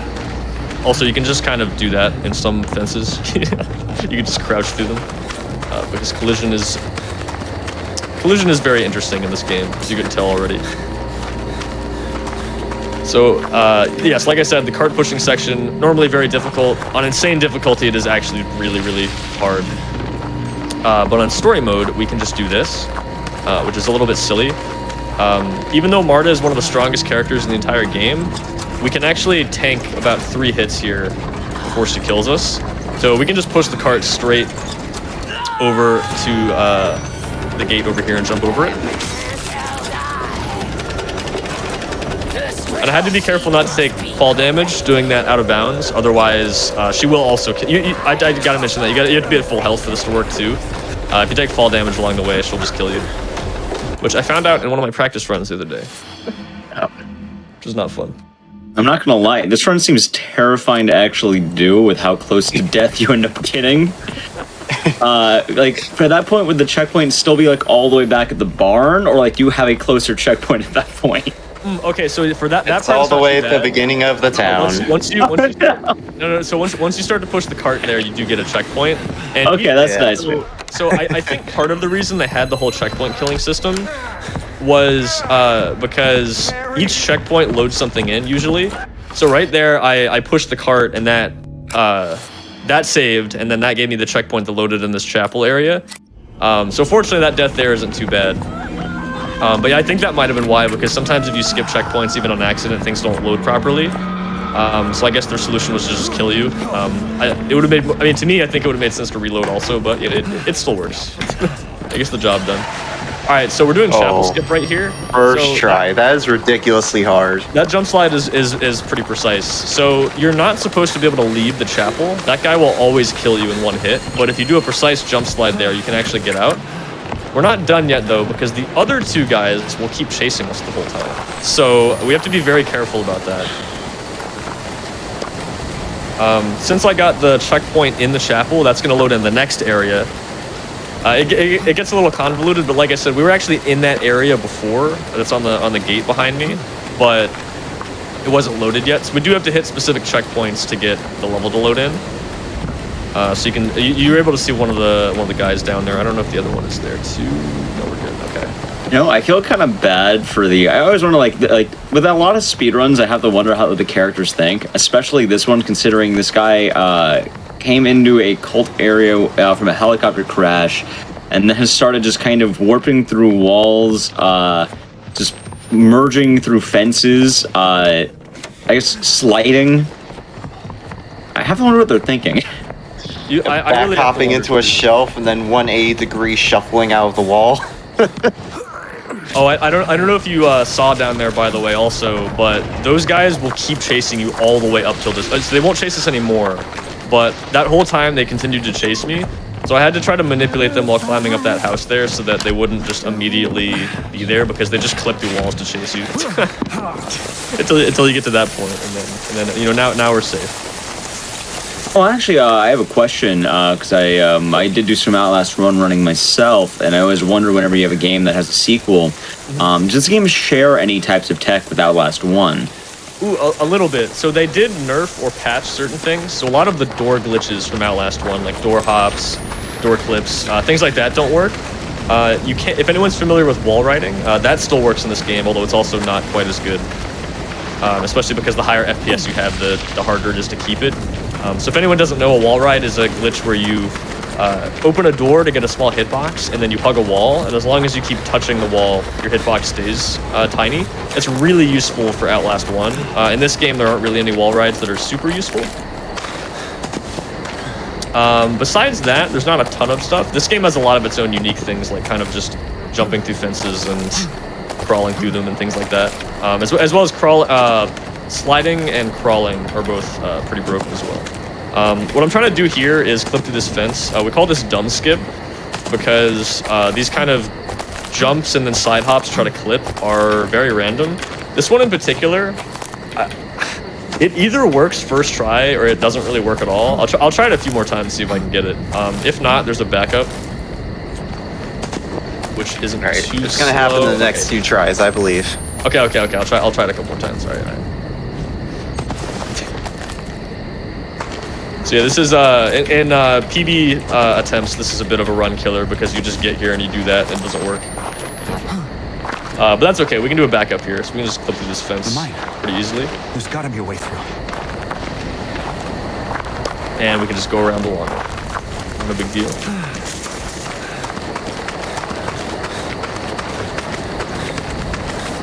Oh, one other kind of important thing actually is this game has a stamina system. If you can see in the mod in the top left, I actually have the disable stamina decay box checked off. So that's another subcategory. So there's any percent and then no checkpoint killing, but there's also no stamina. So this particular category, I guess the full name would be, it's any percent no checkpoint killing, but it's also no stamina as well. The reason we're running this, why it's the most popular for no checkpoint killing, is in any percent what you do is you just save and quit and reload on most checkpoints as soon as you touch them, because that refills your stamina. But since we skip so many checkpoints, we don't really have the option for that. So the main difference between this and the run with stamina is we just have to walk a lot. So at least me personally, I find this category to be more interesting without stamina. This is before I found her hanging. All right, so again, because collision is good in this game, we're gonna try to clip through this wall here. There we go, nice. 60 FPS. You can kind of just clip through flat walls like this sometimes. Now, I don't usually go for this skip in PB attempts because it's really inconsistent, but I want to try to see if I can get it. No way, dude. Let's go. First try. Oh First my try. God. That's ridiculous. That's ridiculous. So that's called Inner Demon Skip. Also, you don't have to actually climb on this cart thing. You just have to pull it over, and then it lets you climb up. But it won't let you climb up unless you pull it over there. It's very, very weird. Wow. Yeah, I didn't expect to get that. But yeah. Hey, if it works, it works. You know. Yeah. You also notice there in that vent. We're gonna wait for a jump scare. Yeah, you'll notice in that vent that shark I just went through, he was moving kind of quickly.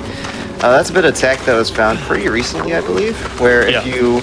we have a bind to set the max FPS to a ridiculously high value, like 1,000 or so. And if you do that while crawling through vents, it'll make it move faster. Because we discovered this strange oddity in the game where some people's games would lag and give themselves a speed boost when they go through vents. So we found a way to consistently do that. Yeah, the really nice thing about that is that it gives everyone the same amount of lag, so you don't just randomly have people saving 20 seconds in a level because, you know, the PC lag. So now everybody has access to the same time save, which is really nice. Also, what we just did there was called bridge skip, so that skips a pretty long cutscene. If you do a precise slide at the edge of the bridge there, you can land on a tree and somehow not take lethal fall damage. You're really, really close to dying there, but you just barely survive. And we've managed to heal up from that. And here we're gonna do another crouch crawl clip through this rock. And that will get us out of bounds.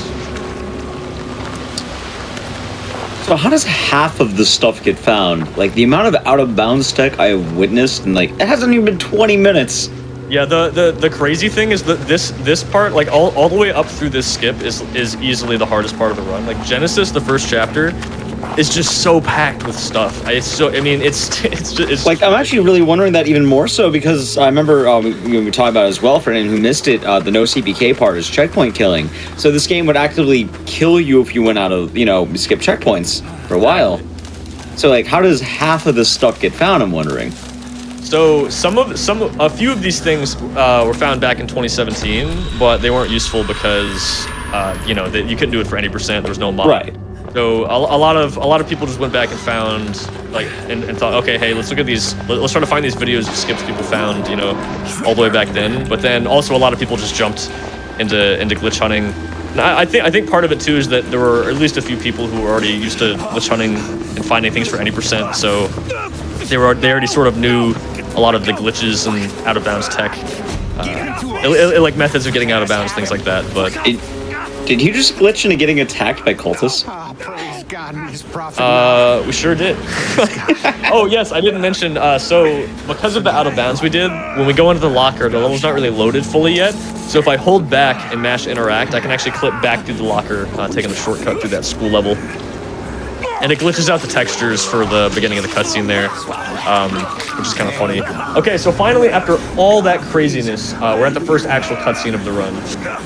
And this is a great time to, if anybody has any questions about the run or anything, to talk about that, because this is the longest single cutscene in the run. I'll definitely open them up to chat. If we see any in chat, I'll read some good ones. I always like reading those. So I guess I'll ask a question first. Oh, go ahead. Okay, I just wanted to mention real quick, this is the first of those content warnings I was talking about, because some stuff is going to happen to our hands towards the end of this cutscene. I'll just say that. Thank you for that warning right there. That's a good point. So how did you get into running this game?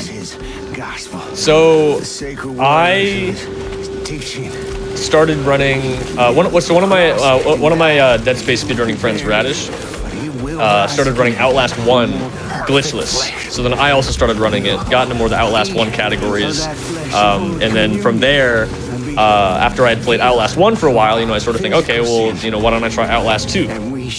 And I had seen this category right around the time that Andy got the first sub-hour for the category in the game. And so seeing that, I thought that was really cool. Thought that all the out of bounds were neat. So started learning it. Eventually, actually didn't finish it. Then a couple months later, this year, finally came back, finished a run, and just kept grinding it. And got it all the way down to 56. It's been really cool. Just finding more things, and I don't know. Part of the reason that I stuck with it is just because it had been less developed, less explored, especially than Outlast 1. So it was just fun to glitch hunt and see new things get found every week.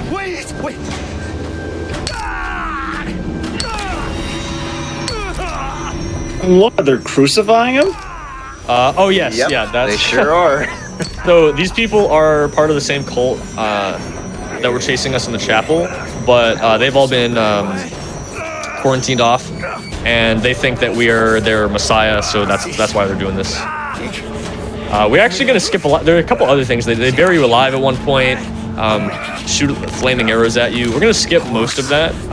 We're not going to see a lot of them. I just want to go on the record saying I did not plan this to be timed around Easter. I just thought it'd be a cool game to match with the theme of crashes. Well, it fits both. Yeah, I was trying to make it Easter. I was trying to put it on the record there. Fair enough, fair enough. Well, look at it this way: you get a 2-for-1 deal. Yeah, like I said, this is the single longest cutscene in the whole run. Really, it's like 4 minutes long. We're actually getting pretty close to the end of it. But it's sometimes I wish it was a little bit shorter, but it's a bit of a nice break because the hardest part of the run is easily the very beginning all the way up to this point.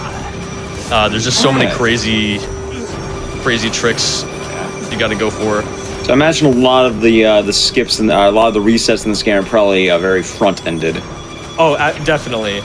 Not to say that after this point there aren't difficult parts of the run, but the first 15 minutes is like the first chapter is easily the hardest part. Yeah. Awesome. So there's. Oh, go ahead. I was gonna say, oddly enough, this isn't the most violent scene we've ever had on the show. It's up there, but it's not the most violent. Yeah. I just want to point out real quick with how broken this game is. There's a multiplayer version of this, the Outlast Trials, that's supposed to come out this year, and you've seen how broken this game is so far. And Outlast Trials is supposed to have a multiplayer co-op component to it. So imagine how broken it's going to be with 4 players. Yeah, I'm excited to see how that turns out. Yeah. All right, so kind of like Ethan from before, we're staggered, but in this case, it's actually faster to crawl, especially being able to lag boost while crawling. We can move way faster this way. So normally what's supposed to happen here is you need to find bandages and watch this cutscene of bandaging your hands in order to be able to climb ledges again. So until we do that, we're not able to, like I said, climb ledges or things like that. But what we're gonna do is pick up the bandage for later, and we're just gonna clip through this fence instead. So, like I said earlier, if we hit checkpoints, it can sometimes update our status and get rid of things like bleed damage. So, I'm going to get to a checkpoint over here by hopefully clipping through this fence. Sometimes it takes a few tries. There's a few different methods. I can slide as well. This clip out is not the most consistent thing in the world, but we'll just try it a few times until we get it. Usually the side hop, the slide usually works eventually. But this trick is, at least for me anyway, this is one of the more inconsistent tricks in the run. So even though it is right after that long cutscene, it can be a run killer sometimes. There we go. Okay. Nice. Great job. We're going to grab this checkpoint here, and we're going to reload from that. Oh, please. Okay, there we go. Okay. Yeah, that was menuing in skip. this game is fun. You can accidentally hit the cancel button when you're trying to save and exit, and lose 3 seconds.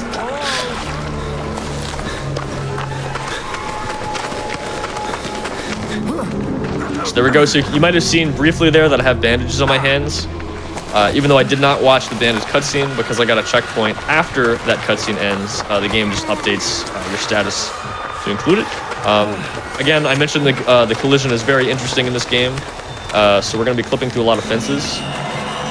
Part of the reason some of these clips work is because, unlike Outlast 1, this game has a lot more complex collision. So a lot of times those fences, the exact models with each wire and bit of metal, has its own separate piece of collision, with the gaps in the fence also not having collision. So essentially, because your character model also has that kind of collision, if you can get any part of your character stuck in any gap in the fence, sometimes you can just get stuck in it.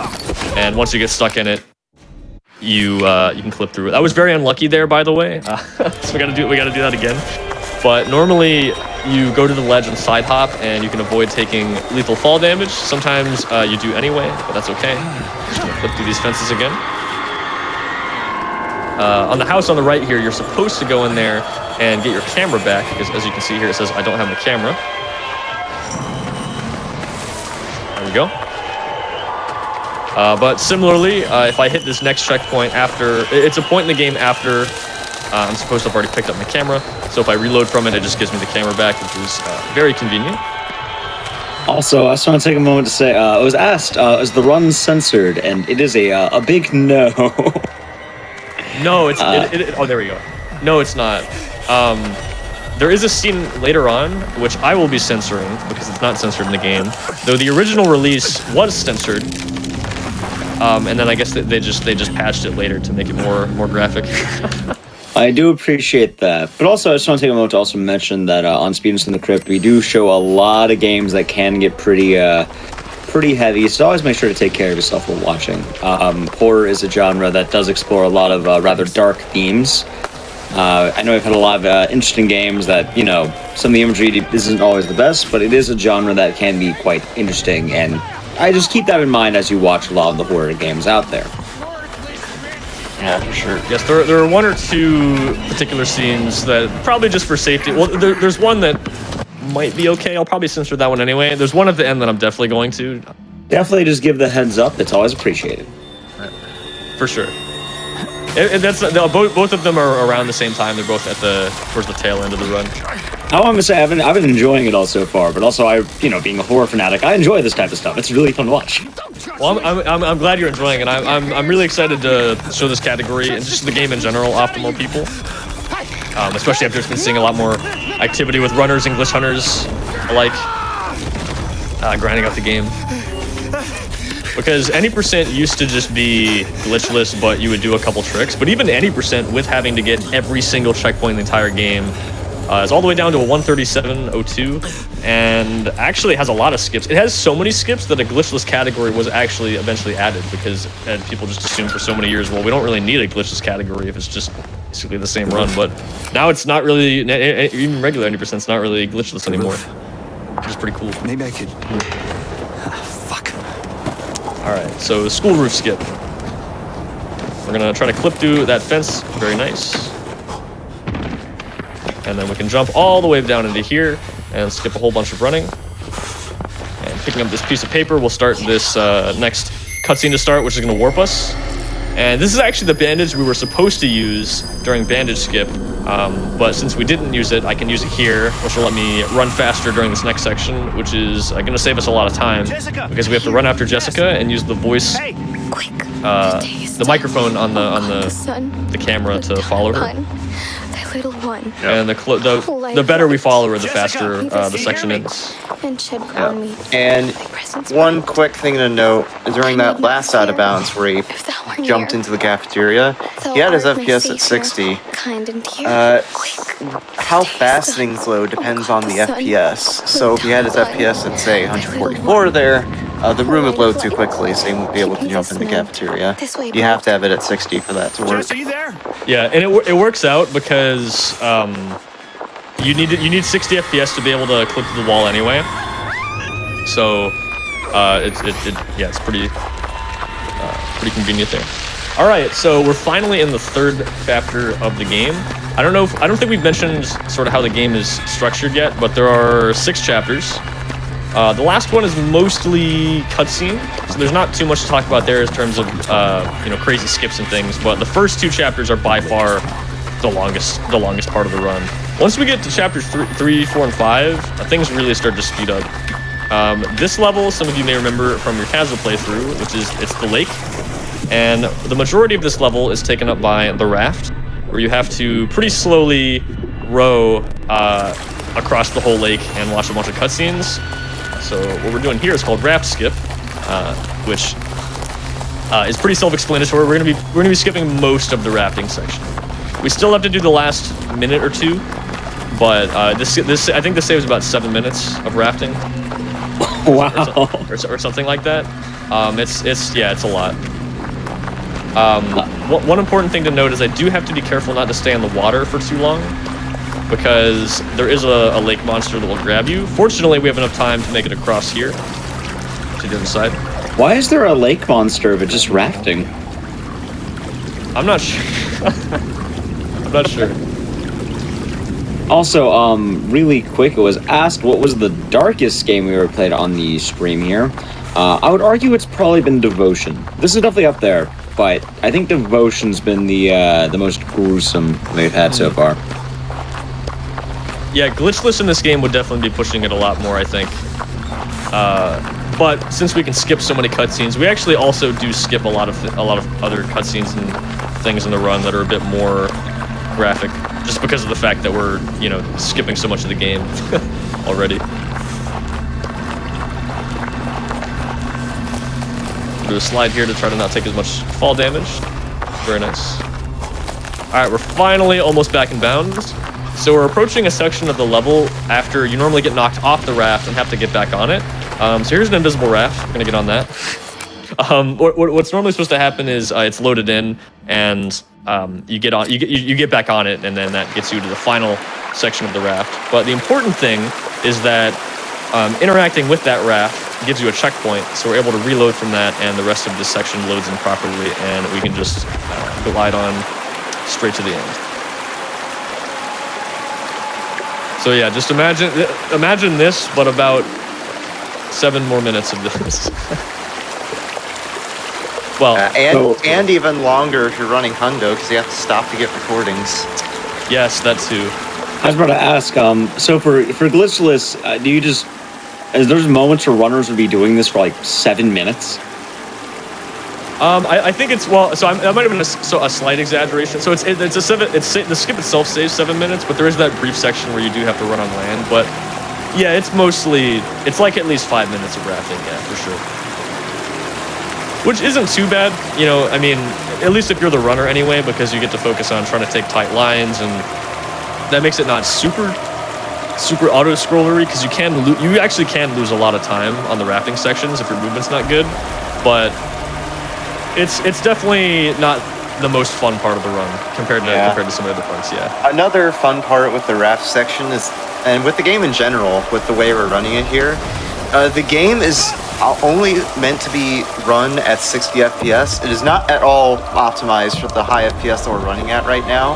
And that the most striking example of that is the boat. Sometimes if you like bump into walls, because of how the physics works at high FPS, you can just fly all over the place. Yeah, this part lags really heavily as well right here. We didn't get it, but sometimes if you get enough lag, Blake will just start rowing backwards, which is really bizarre. I guess unfortunately we didn't get that time. The Shark Hat, I have a sillier question. Oh, let's hear it. How many Shark Hats do you own? So I actually think I do own 2, or at least it's either maybe my brother had one at some point. I'm almost certain I've owned 2 at some point. I don't know where the other one is though, to be honest. Also, did the name come first, or did the hat come first? The hat came first. Well, they were both around the same time. Basically, I saw the hat somewhere once when I was in like middle school. And so I bought it, and me and my friends all just thought it was awesome. So that was like the coolest thing ever. And so yeah, I just started using like variations of Shark Hat and stuff like that as my my usernames and like online names, things like that, you know. So yeah, it just kind of stuck after that. All right. All right, so we just did some saving quits there to skip some cutscenes. We're gonna do the same thing right here.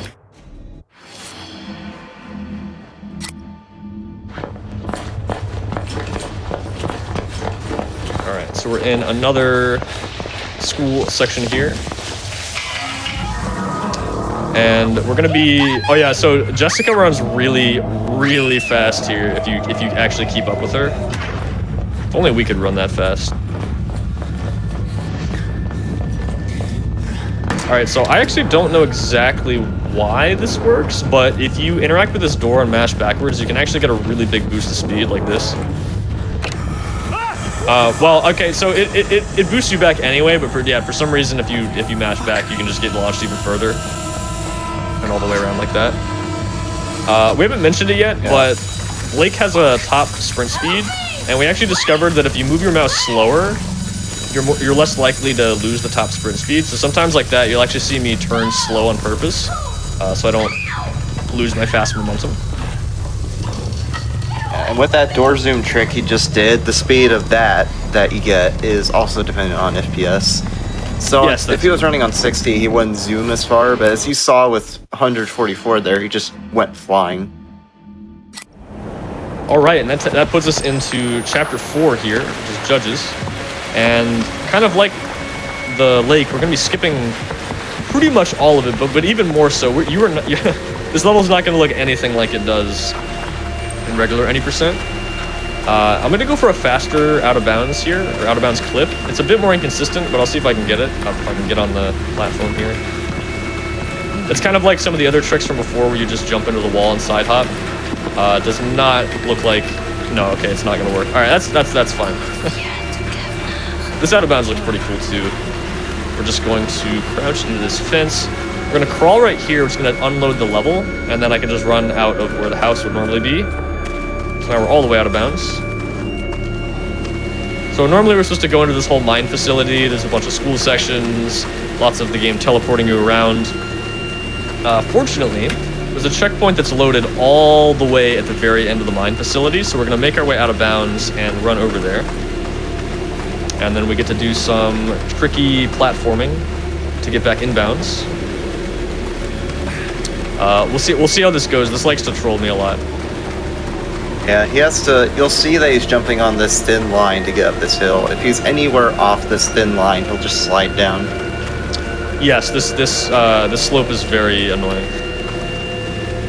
Yeah, just like you just said, it wasn't letting me up. Okay, there we go. All right. Maybe. Nice. Okay, first try on the jumps there. That was really good.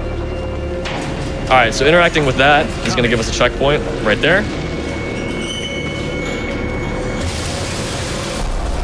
These heretics, we haven't really mentioned them that much, but there's the two opposing cults, the one that was chasing us back in the chapel. These guys are the heretics that live down in the caves.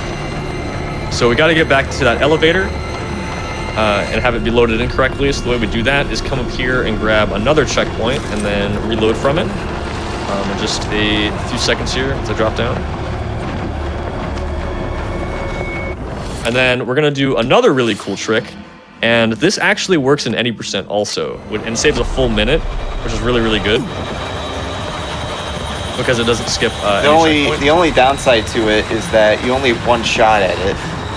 Because it triggers a checkpoint where if you have to reload it at all, you get put back in bounds. That is true. So if you walk forward, left, right as the elevator starts, you just kind of clip out of bounds. I probably couldn't tell you why, but I just know that it works. So once the elevator goes down low enough, it unloads the top floor where we're standing, gives us a checkpoint. We hit this cutscene, which gives us another checkpoint. And there we go. Now we're in the caves. Brings us to the second to last chapter of the run. Yep. I don't know if this was mentioned earlier, but there's actually a bit of a technique to saving and exiting in this game, which is helpful because we do a lot of it here. So how it works in the original game, and this goes for the Whistleblower DLC too, because it's on the same game, on the same engine. With the original game, for saving and exiting, you can just mash enter to select continue on the title screen. It doesn't work like that with Outlast 2. You kind of have to hold the button, either enter or space, and then at a certain point when the title screen loads, release it, and that'll select the prompt as soon as possible. Yeah, it's a little bit tricky, like you said, because if you are trying to buffer spacebar and you let go of it too early, then you lose a few seconds because it won't let you interact with the button for a little bit. Yeah. All right, a lot more menuing in this game. All right, so we're coming up to one of our favorite. Well, I don't know if some people would say favorite, but one of the more iconic enemies, at least in the speedrun. We call him Dave. So normally, what you're supposed to do is some enemies drop down, you run away, hide, wait for them to move out of the way, and then come back. But there's a checkpoint right behind them already. So what I'm gonna do is I'm gonna dodge this first guy, or well, it doesn't really matter if you get hit by him, but we're gonna do a jump slide here. Right past Dave. First try. There we go, nice. So that's called the Dave dodge. So we just slide right past him with another jump slide and hit that checkpoint. Skips the whole chase segment. I'm gonna do a beast hop to clip past this mine cart. And that slide is... Oh yeah, I just wanted to say real quick, that jump slide is a little precise. If you slide too late, well, if you slide too early, he's gonna grab you and instant kill you. Yeah, it's kind of like the chapel. If you mess it up, you just instantly die. Also, even though it looks like we clipped out of bounds there, there's actually just not collision there. And to be fair, if you don't slide into that gap and you just move into it normally, then it actually forces you to start crawling further in the tunnel. But like I said, if you do a slide, it prevents that from happening, and then you can just crawl out of bounds. So that's the first part of Cave Skip, which is just skipping, running down that whole staircase. And normally there's a cutscene that's supposed to play, and then you get sent back the opposite way, back there. But since we've skipped some checkpoints, it's not loaded in correctly. So now we're gonna do some platforming on some rocks here. Pretty good. There's a big invisible wall here for some reason. I'm not really sure why, but we gotta jump over that, and then we gotta crawl to dodge another cutscene. And here's the first part that I'm gonna be using free cam to partially censor this part. This part's not that bad, but remove free cam. Hopefully I still have the check or the. Did I hit it? I did. Okay. So yeah, there we go. So I just free cammed away from the cutscene here. There's a little bit of nudity, so just in case, I figured I would, you know, move the camera away. And that mine skip that you just did, it's another one of those instances where you go for a long stretch of the game without checkpoints. Because if he messed that up at all and like fell out of bounds, he'd have to go all the way back to when he beast hopped on that minecart.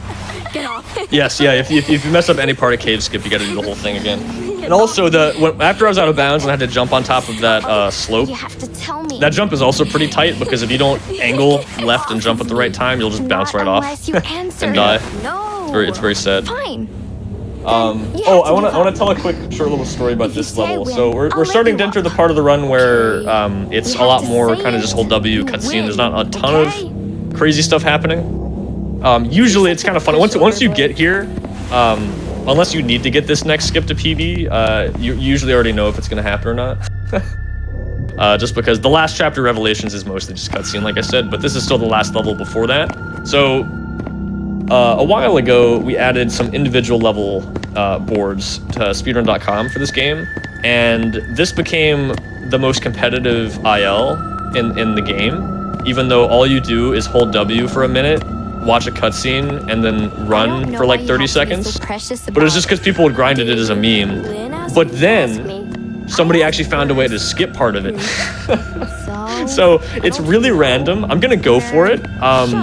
It's probably not gonna work, but well, if we get it, that'd be really cool.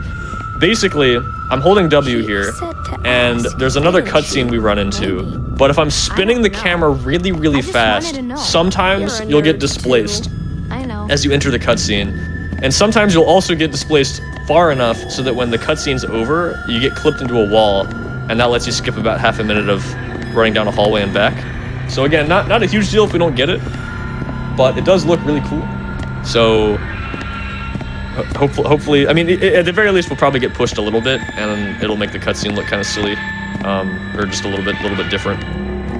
So we'll see. You think your parents are home yet? No, usually not until after dinner. You think I could come over? I think I've maybe gotten this. I've gotten it a couple times in full game runs. Why what? Like, why do you want to come over? I don't think I've actually gotten in any PBs though. Usually it's the run's already dead, and I'm like, I'll just try it. You know, we'll see if it works. I got in one PB earlier today. Oh no, that's not gonna work. Okay, well, it still pushed me a little bit. Oh, Yeah. sorry. So I'm standing a little bit more. What are you doing in here? More to the I'm right than sorry, I'm supposed to Father be, but yeah, Malcolm. normally this dude here, you'd want to be clipped more forward, We like were just leaving. towards where he's standing. Let's step back into class, please. Because the game always pushes you, like moves you in the not in same trouble way yet, Blake. during the cutscene. It's just that your wanna starting get in trouble, position, do you? we're making our starting position different. So if I was further to the right want you to here, tell me what you when were he tries to doing. push me out the Were you door, I'll be misbehaving? clipped into the door instead, and I'd be Do I able need to to call just your run parents? through it. But yeah, we didn't get it. That's okay. To call your father again? No, please. I only want us to be friends. But yeah, so since we're in trouble some yet. cutscene here, if anybody Does one has of you any think you can more make this questions about the run or anything, that would be Jessica? a great time. Look at me. Will you pray with me? Will you help me make this right? I could also mention. You might also see in the top left the thing with the trainer here. You see the box that says enable trainer. What did you want? As part of the mod, it does come with certain sheets that you can use. Obviously, for actual runs, Shame is a gift we from don't use God. that. but that's why it's displayed up there. What you want is very I mean, it doesn't matter as much for this run, but I thought I'd show it off, especially give credit to Kuno for making the mod in the first place. But yeah, for full game runs, we're obviously not allowed to use cheats, but that does help with glitch hunting a lot because it lets you make yourself invincible, give yourself items, teleport, stuff like that. Everything's okay. You can leave, young man. Walk away. All right, so you can see it pushed me to the side a little bit. I might even be clipped in this thing a little bit. Oh, not quite. Okay. All right. So like I said, that's the part where normally we'd be pushed through there if we got displaced enough. But instead, we're gonna run down here, and then when we hear an audio cue, we're gonna turn around. Be like right about here. Oh, got a bad turn. My aisle's dead. No, when this level was completely glitchless, we would make jokes about that because people would be grinding to beat each other by a frame or two on each PB.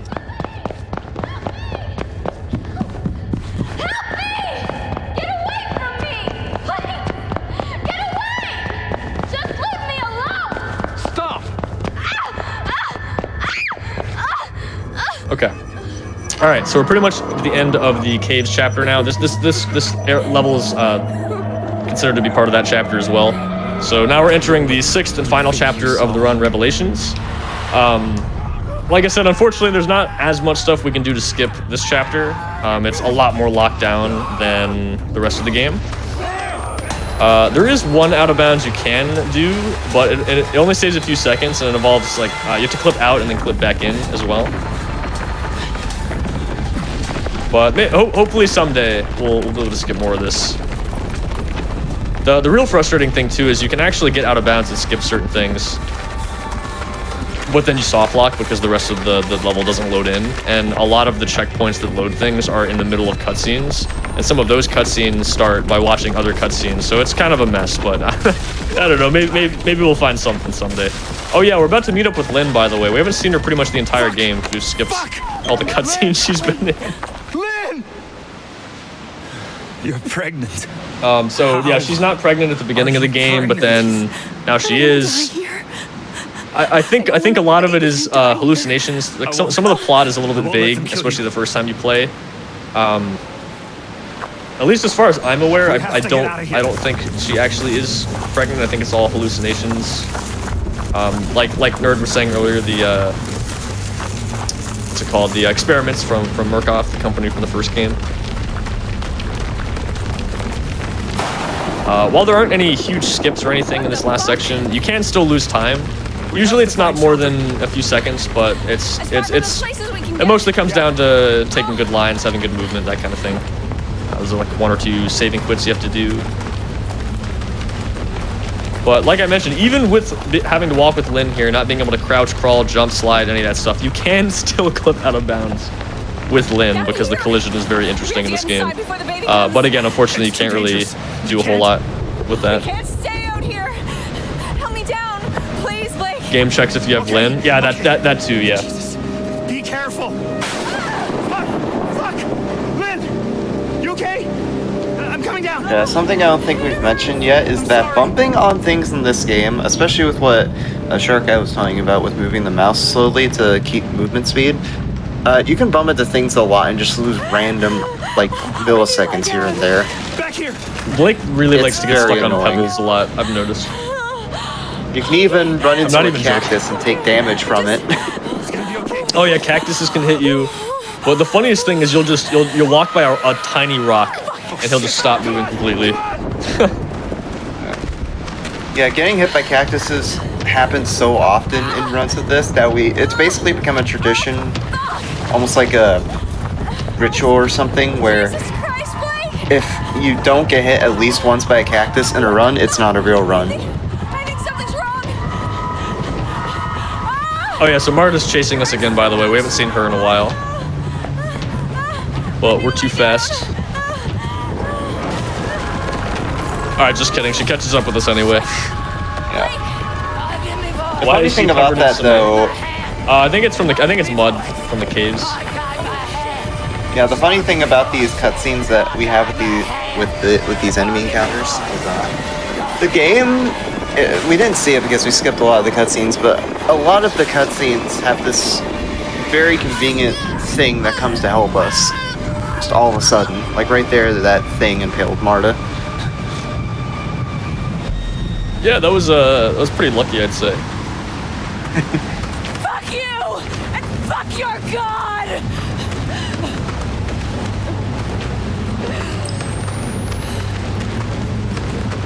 Exactly, Super Boo. Actually, now that I think about it, I don't think we've gotten hit by a cactus this run yet.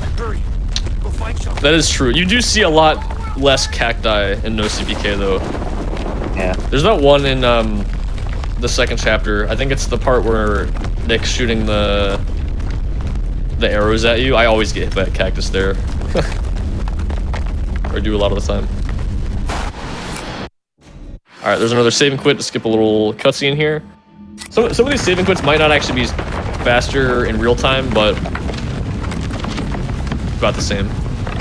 Usually, I should mention, like a lot of PC games, we use a load remover, so anytime there's a load screen, that time is removed. So some of the save and quits do still save time in real time anyway, even with the load screen, although some of them do not. I've been doing all the ones we would do in the run anyway. Well, one, because it's no CPK and sometimes you have to do them to load things in, but also because it's just you know, it's just muscle memory. And it's really about not that much different. It's about the same.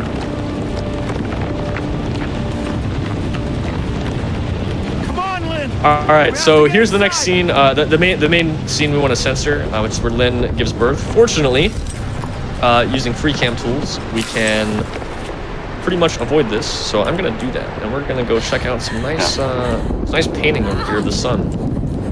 I want to say thank you in advance for not showing the miracle of childbirth. You're very welcome. Yeah, it's kind of funny with this cutscene in particular, because as Sharka was kind of saying earlier with how they originally censored it, but then patched in the graphic stuff.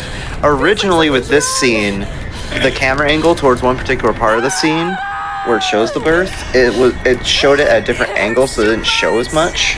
And then they introduced it back in this. Yeah, in the original patch, you'd be standing next to her, and then they changed it so it moves you around, so you see all of it. Unfortunately, we can't do anything about the sound, but yeah, at least we don't have to watch it. Yeah, a funny thing I realized too with this cutscene that I realized when I was doing Amnesia practice the other day. There's 2 shows tonight where you get to see one of the main characters, or 2 games tonight where you get to see one of the main characters give birth. Because that'll be happening in Rebirth too. Not intended. Yep. Alright, so there we go. We fixed the camera. Now we're back to more or less normal gameplay. Oh. he was turning a little bit there. I just wanted to be safe. Okay. You know what? I'm just in case I'm gonna just chill over here for a little bit more. There's a bouncing baby in chat. You can type baby rage. Okay, I think we're good. Actually, oh, by the way, Blake doesn't have a head. I can show you a free cam. The main characters in Outlast 1 and 2, including Blake as a kid in elementary school, he just doesn't have a head for some reason. Kind of funny. This might just be a me thing, but I thought I noticed Blake's right arm clipping.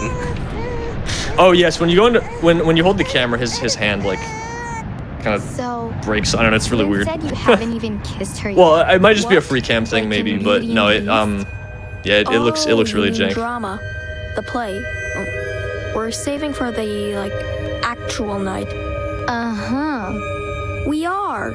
Okay. But yeah, I think one of the reasons they may have done that is I know in Outlast 1 there's a death cutscene where one of the main antagonists, Chris, grabs your body and then he grabs you by the neck and he rips your body off your head and you see your body in his hand, implying that he decapitated you or whatever. But I got you again. I think that might have been why, so they didn't have to separate the models. They could just pull your character over there and keep the camera in place to make it look like he killed you. But who knows?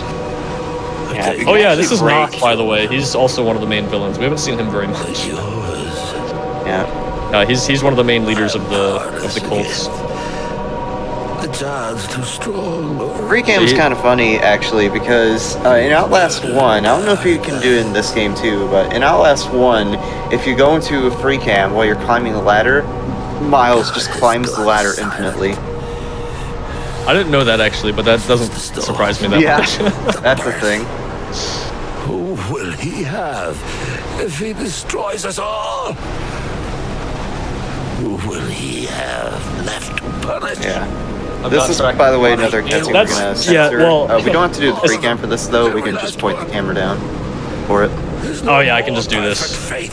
Yeah. So, especially in the speedrun with the skipping cutscenes, it's harder to keep track of the story. But I know I didn't really get the story that much when I first played this.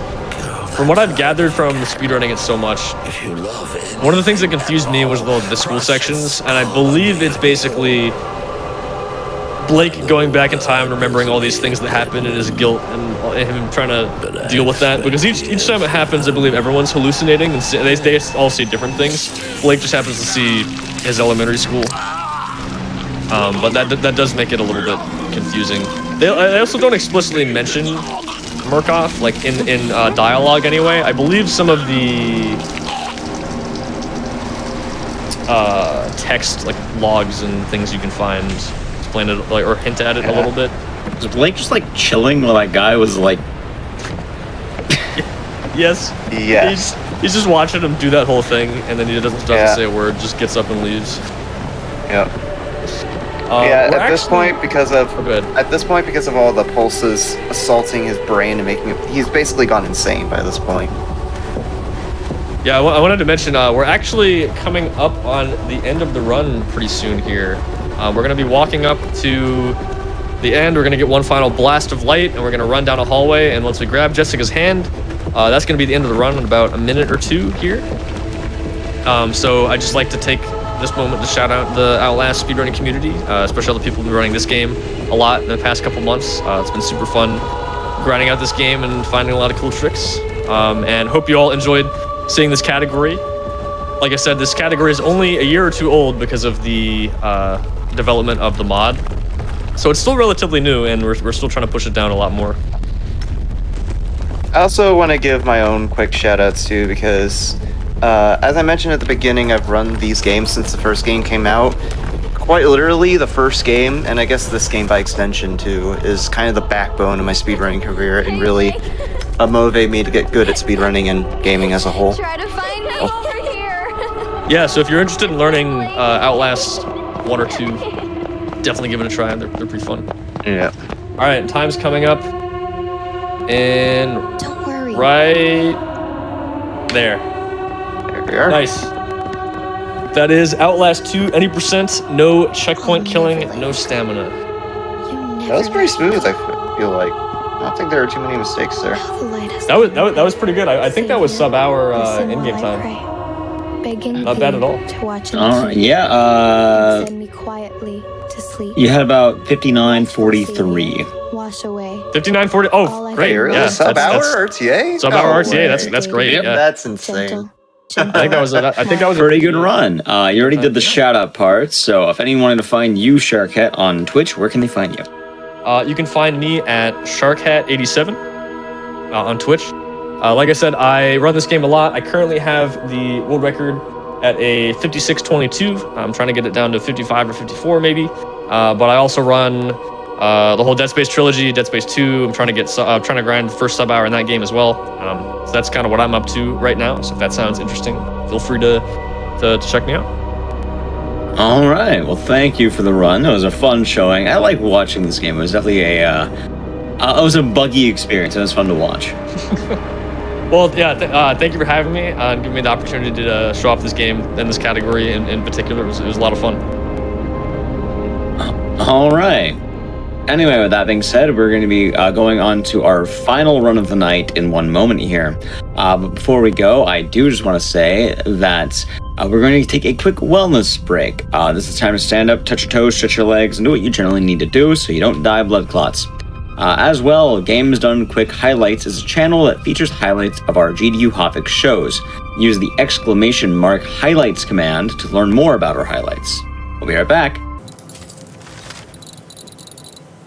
All right, we are back from the break. Welcome back, everyone. Hope you all enjoyed that run of Amnesia Rebirth. It was definitely a sight to see if you missed it. A lot of speedrun tech and a lot of gory horror, which is always a fun time.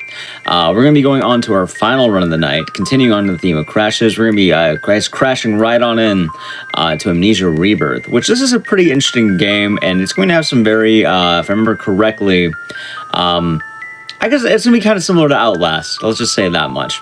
Anyway, we're going to be having Amnesia Rebirth featuring Nerd Squared. Take it away. All right, thank you, Ek. So, yep, I'm Nerd. I commentated the Outlast 2 run that just happened. And this is going to be Amnesia Rebirth. This is if you remember the Dark Descent, which is a pretty popular game, you've probably heard of it at some point. This is kind of a direct sequel to that. And it's definitely a very interesting run, I'll put it that way. So one main thing I want to put out there before we really get going, I'm going to start from the save here, because if I start from a new game, I would have to go through several minutes of cutscenes, and by starting from this save on the Cassandra, it'll allow us to avoid all of that. I also have this bind right here in the controls. I have F bound to both jump and crouch, which is important for a trick later. I'm also playing on a slightly downpatched version of the game, which makes one trick early on a lot easier. So we'll go ahead and load that save and get started pretty soon.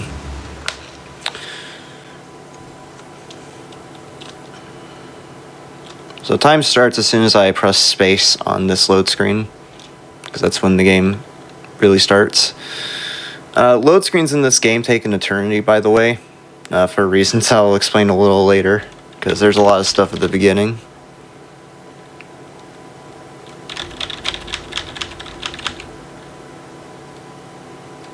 So, if I remember correctly about this game, I guess just kind of give a bit of a, well, let's say an appetizer, what Touchdown might be saying here. Mm-hmm. I think it immediately just dives right on into some of the glitches that this game will be seeing, right? Yeah. Yeah, there's a bit of waiting at the start because there's some cutscenes, but yeah, it gets into it pretty quick. Alright, I think we're pretty much ready, so I'll go ahead and do a quick countdown. 3, 2, 1, go.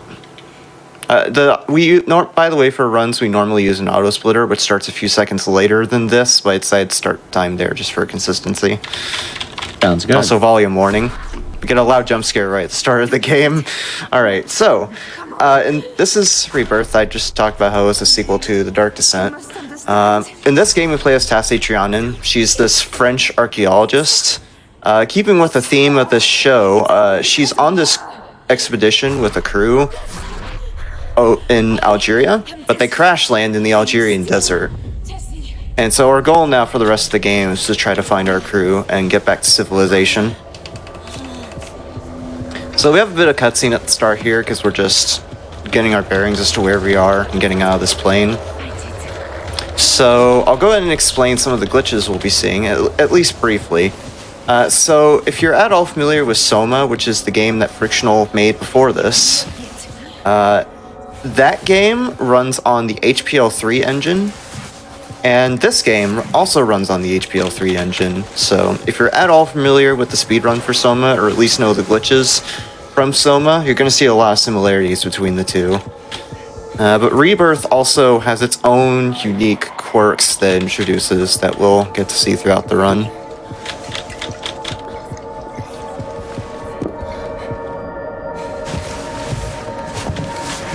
Yeah, not a whole lot we can do here. We just have to stumble around a bit and, like I said, gain our bearings. What's happened? And as soon as we grab this journal here, we can get going.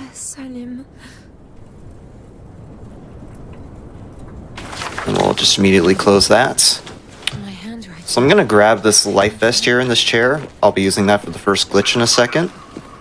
And I did a small sequence break there. Normally there's an animation that plays there where Tassie stumbles in the door to the cockpit. But by looking down there as we go through the door, we avoid that. So I'm just going to set this up real quick. Oh, did it not go? Hold up. Okay, that works. Alright, and off we go. So what I'm doing here is a glitch called prop flying. Again, if you've seen the Soma speedrun, you probably already know what this is. But I'll go ahead and explain it anyway. So, there's a glitch in the HPL3 engine that we call the regrab glitch. Normally when you grab a prop in this game, and this goes for any other game too, when you grab onto the prop, it loses collision. But if you let go of the prop and then quickly re-grab it, hence why we call it the regrab glitch, it tricks the game into giving the prop collision while you're still holding it. And how that helps for prop flies is we can use the prop that we're holding as a platform, in this case the life vest, and we do that a lot throughout the run to skip a lot of content. There's also another use for the regrab glitch we'll be seeing later, where I can clip using props, which we'll see in a few maps from now. And we're already at the end of the level.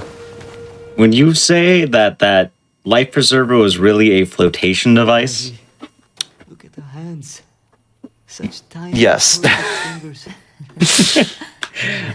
I'm just saying that was gold, and I think I peaked for today's episode. Yeah, this game is really something. Like, it's probably my favorite speedrun of all the Frictional games, because all of Frictional's games in general have really cool glitches. I'm sure you've seen that in the past with some of their games being ran at GDQs before. So this map is gonna involve another prop fly. You'd have to explore these cave systems and eventually find your husband, but similar to how we flew with the vest, we're gonna fly with this pillow here. And you would think with this being a cave system, there's no way to get out of bounds, but conveniently, Frictional left this hole in the ceiling so we can just fly through it. And we're gonna make our way over to the end here. A neat property with prop flies I haven't talked about yet, and this goes for just interacting with the props in general. You can move the prop in or out with the scroll wheel, and we can use that while we're doing prop flies to control how much height we gain or lose, which is going to be very helpful for some prop flies later in the run. This is a pretty interesting trick here. Alright, cool. Hopefully we got it. Yep, we got it. So that's a teleport clip. What happened there is I hit the death plane a couple of times. Unlike in the previous Amnesia games, where the game kills you if you hit the death plane, what they did instead for Rebirth is, if you hit the death plane, the game teleports you to what it thinks the last stable ground you were on was. And we can kind of abuse that by taking damage when teleporting. Because if you take damage after teleporting, there's that animation where Tassie lurches forward, and we can use that to clip through walls. That's actually sort of a backup strat that I did there, that teleport clip. You normally use that pillow I was flying with to clip. But you can... there's a couple of things about that method that make it a little tricky. That pillow can get stuck in the wall, and you can also accidentally drop it into the abyss. Alright, so... we're going to learn pretty quick with this map that walls are just a suggestion, because if you rub yourself up against that rock enough, you just clip right through. Yeah, throughout the game, similar to how we had the school sections in Outlast 2, we would normally periodically go through these sections where we go in this weird alien world, which I believe is referred to as just the Dark World. And we get a good look at what this Dark World looks like, but we're just gonna skip right to the end, as we'll be doing with a lot of maps in this run. And going through this map fast is actually kind of tricky, because as you can see, there's just a whole bunch of black. Because we clipped out of bounds, almost nothing in this map is loaded, and all the textures are completely black. So it's very hard to see where you're going. And I'll have to do some blind movement, or I guess blind-ish movement, towards the end of this map in order to hit a trigger. But we have to run quite a bit to get there, because it's all these Dark World maps are huge. So I asked this of Sharkat during the Outlast run, and I'm pretty much reliving the entirety of the Outlast run again. How do you manage to learn a game like this? Oh, honestly, a lot of practice, because when I first tried luring this game, when the game came out, I was very scared to do prop flying. I was just not very Yeah, good it looks at terrifying. But recently, in the grind I've been doing to try to get this game to SGDQ, I've practiced the clips or the prop flies a lot, and I've gotten a lot more consistent at them. Because one thing you can do very good. Yeah. Oops. Oh, also this is something I haven't explained yet, because it doesn't really pop up in a run until right now. So you'll notice I just opened the inventory mid-air. When you open the inventory in this game, it completely stops your momentum for whatever reason. So we can use that throughout the run to avoid fall damage. I mistimed it the first time though, so I did take damage there. Avoiding damage in this run is kind of important for reasons I'll explain in the next map, because we have another clip here. It's going to involve this chair. It's going to be our friend here. Oh, what? Okay, well, that chair's gone. That chair's gone. We'll just use a backup chair. I've failed the clip before, but I've never had that happen. That is something else. HPL3 is a fun engine to speedrun in, if you couldn't tell. Okay, it's being a grumpy Gus for some reason. Come on, bud. Thank you, chair. I don't know what happened to that first chair. It just phased into the ceiling. It's fine. This woman is horrifying. She goes into, I'm guessing her husband and baby's room and just clips in. Yeah, this, by the way, is a dream sequence of sorts. We'll see these a few times. Yeah, a nightmare sequence, yeah. Because similar to how Lynn in Outlast 2 earlier was birthing a baby throughout the course of the game, a similar thing is going to happen with Tassie, and these home sections, I guess, or hallucinations are kind of symbolizing that. The first time you see it, though, it's just so weird.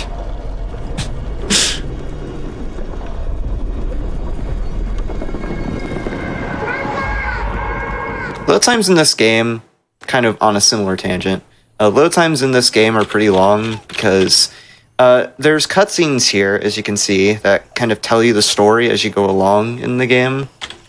And they're really nice for a casual playthrough, but they inflate the load times a lot. Even if you have a really good computer like I do, the absolute slowest or fastest you can have your load times be is around 7 minutes. Just because some of the cutscenes and the load screens take so long. This map in particular doesn't look too special, but I actually have to, before I do runs, I have to go into the graphics settings and change them to very specific settings, otherwise the brightness in this map, as you can see here, does not show correctly. All of the Amnesia games in general do really weird things with brightness settings. It's really odd. I guess it's just a thing with the HPL engine, if I had to guess. My gut feels like... So I'm bringing out my match here because, similarly to how the sanity system exists in Dark Descent, it returns in this game with something called the fear system. The longer you stay in the dark, you build up fear. So we obviously want to stay in the light as much as we can. One other thing, though, which is kind of unfortunate for me, because it makes the run harder, is taking damage also builds up fear. And there's a point in the run for a skip where I want to have as little fear as possible, so it's important that I use that inventory trick I talked about before in order to avoid that fall damage. Which can happen a lot in this run if you're not careful, because with some of the prop flies we do, we go very high. In fact, I'm going to do an inventory buffer right here to avoid some damage. Alright. I'm going to go over here and grab this lid to prop fly with it. I'm going to jump a couple of times to go over this gap so I can go over to the other side. I need to be careful, though, not to jump too much, because I can bonk my head on the ceiling in this cave system and accidentally fall down. This prop fly in particular is kind of scary because you have to run over this long gap to get to this door on the other side. That's where the exit of the map is. And this is a good example of controlling how much height you gain or lose with the prop, because you can just scroll the prop out here and then descend to get to the door. And this door can be impossible to interact with sometimes. That wasn't too bad, but what I had to do there was I had to crawl in order to be able to interact with that door. But you have such a tiny window to be able to interact with the door. So getting that door can take a few tries sometimes. It's kind of annoying. I actually lost 20 seconds of my PP just at that door. It's really silly. Look where we are. What am I going So we get to do our very first baby check. The game will force us to do that as we go along in the story. So we just have to do that from time to time. So I'm going to do prop fly on this pebble coming up. And it's going to look really scary, but I promise it's not. Because like I was explaining earlier, once you grab the prop, if you just scroll the prop out a little bit, it makes this prop fly a lot more consistent. I'm going to jump here because I need to get a lot of height in order to get over a gate. It's not that gate, but it's one coming up right here.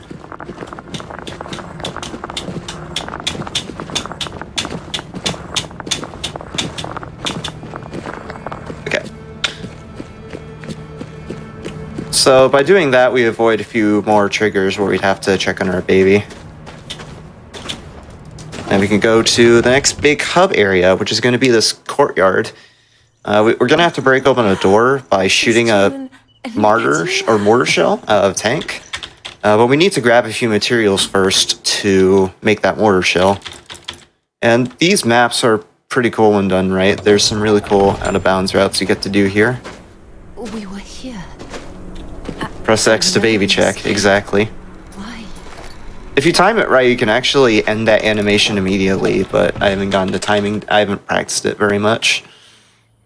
Mama's here, so don't you cry. So yeah, the story that you'll get to see in these load screens, by the way, is before the events of the game, Tassie has this child named Alice with her husband, Salim.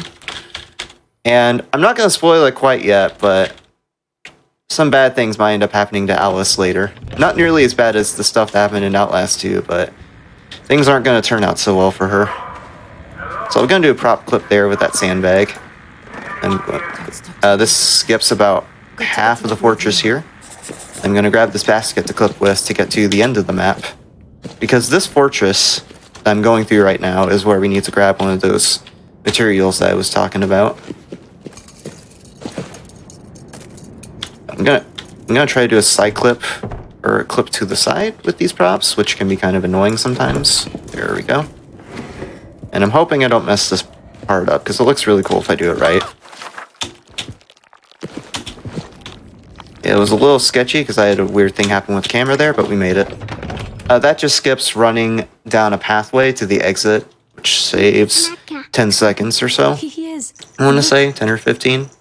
And that part looks really cool if you do it right, because in the world record for this, that map takes as little as 25 seconds. It's kind of nutty. So I'm going to try to move quickly here to avoid a flashback trigger. Oh, it doesn't look like I got it because I was really slow there.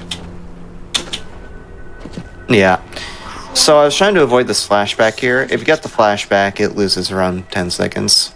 So kind of unfortunate that I missed that, but it's alright.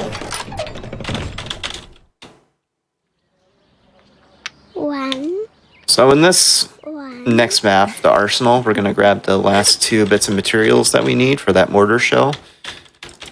And this map is probably the most obvious showcase of how ridiculous the physics in this game are. Because as it turns out, Cassie is a very nimble woman and can move her arms through walls. So we need to get in this room here to grab one of those bits of materials. So to do that, we're going to grab the sandbag, move over here, and then toss the sandbag.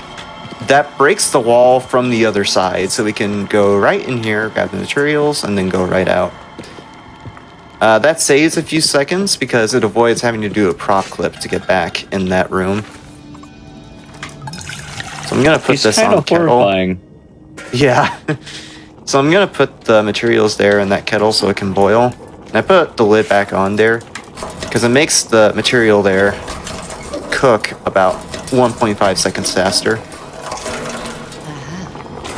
I'm going to toss these things so I can move through the door once the cooking is done. And you can grab it from below the hood by just clicking that little area right there. I was a little slow with it, but you got the gist. And we have a neat little optimization here. You're supposed to put the materials in that mortar shell maker, I guess just shell maker, individually, but you can combine the 3 materials in the menu, which is a little faster. Shh, shh, little one. It was a dream. Just a dream. Check, baby. Make a mortar shell on a day's work. Exactly. I'm pretty sure this is a real, accurate representation of the actual qualifications for becoming an archaeologist. Sounds about right. Let me just ask Tashi, she might know.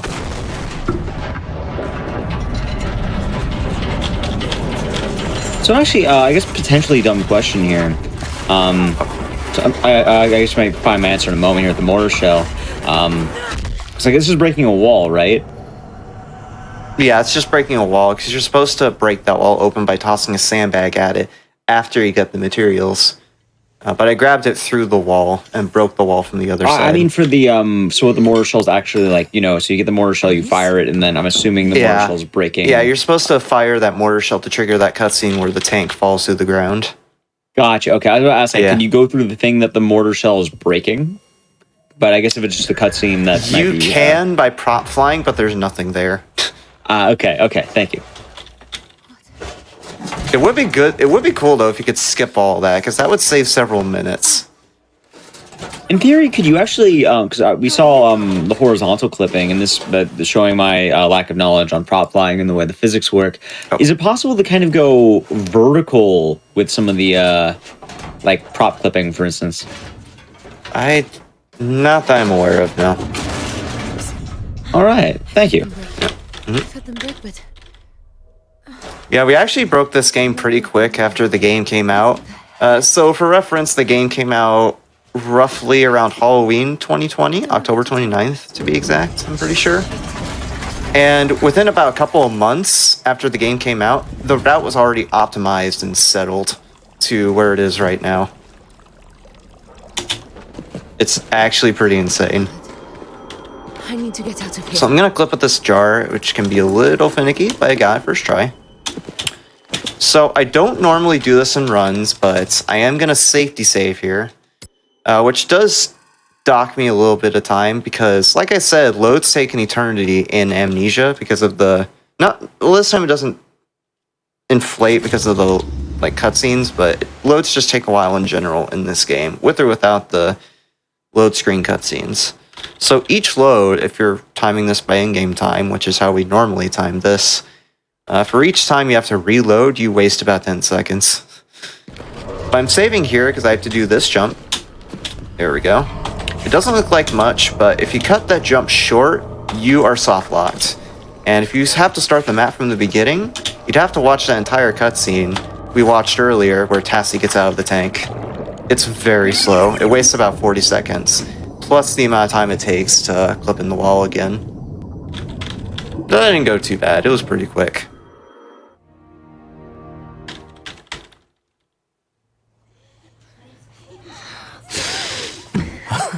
Well done, precious one. Yeah, there's going to be quite a few of these load screen cutscenes, and some of them do take a while, so if at any point ends up being dead air during these load screens, you can go ahead and ask away about anything about the run. So I do have a question actually, which actually relates back to an older episode we had. Because you mentioned that this game has a similar engine to Soma. Have you actually tried running Soma, or are you looked into trying to learn that at all? Yeah, I tried running Soma in the past, but again, at the time I was bad at prop flying, and so doing any percent kind of intimidated me for a while. Oh, I get to imagine. Yeah, so I decided in the end to just do no major glitches. But now that I've gotten a lot better at the glitches in this game, I'm definitely planning to go back to Soma at some point. Sounds great. Also, I see the classic. There's the once per show question: is the run pre-recorded? No, the run is live, but chat is pre-recorded. Yep. I guess for another question, does the baby mechanic have any Does it help at all in the run, or is this something you have to do every now and again? Yeah, the game forces you to do it throughout the story. It's just something you have to do. Although, it is helpful for a casual playthrough, because if you check on your baby, it reduces your fear level. Oh.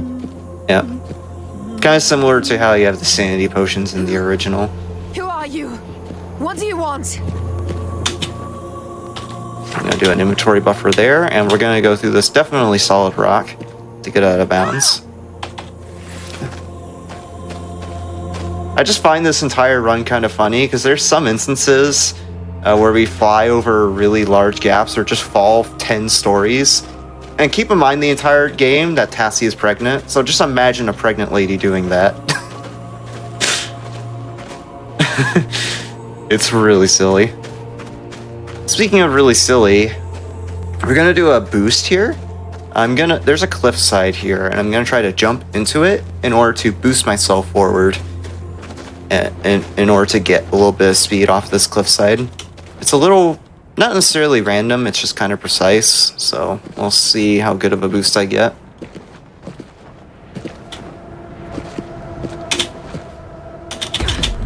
I got a little bit of a boost there, but it was very small. I did take damage there, but it's fine. I mentioned earlier about how damage raises your fear. It's very gradual. So even if you're really bad at some of the tricks and you're just learning the run, you don't really have to worry about that too much. Oh, actually, a question for anyone who may just be unaware of this. So what does fear do if it maxes out? You faint, and then you get sent back in the map a little bit.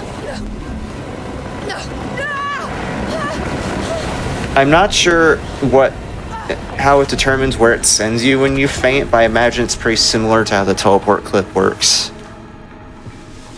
Where it sends you back to where it thinks the last stable point is. Also, totally off topic for a moment here, but watching this game has kind of unlocked one of those childhood memories. I have also seen that I guess there's a pretty universal thing, but I remember being a kid, I always thought quicksand would be a larger problem than it really is. Yeah. Just watching it fall in quicksand or just going through that, I was like, hey, wait a minute, that's quicksand. Yeah, thankfully quicksand in real life doesn't send you to an alien universe. Yeah, that's definitely a good. I'm sorry to know. I mean, I've never been in quicksand. I don't want to be in quicksand.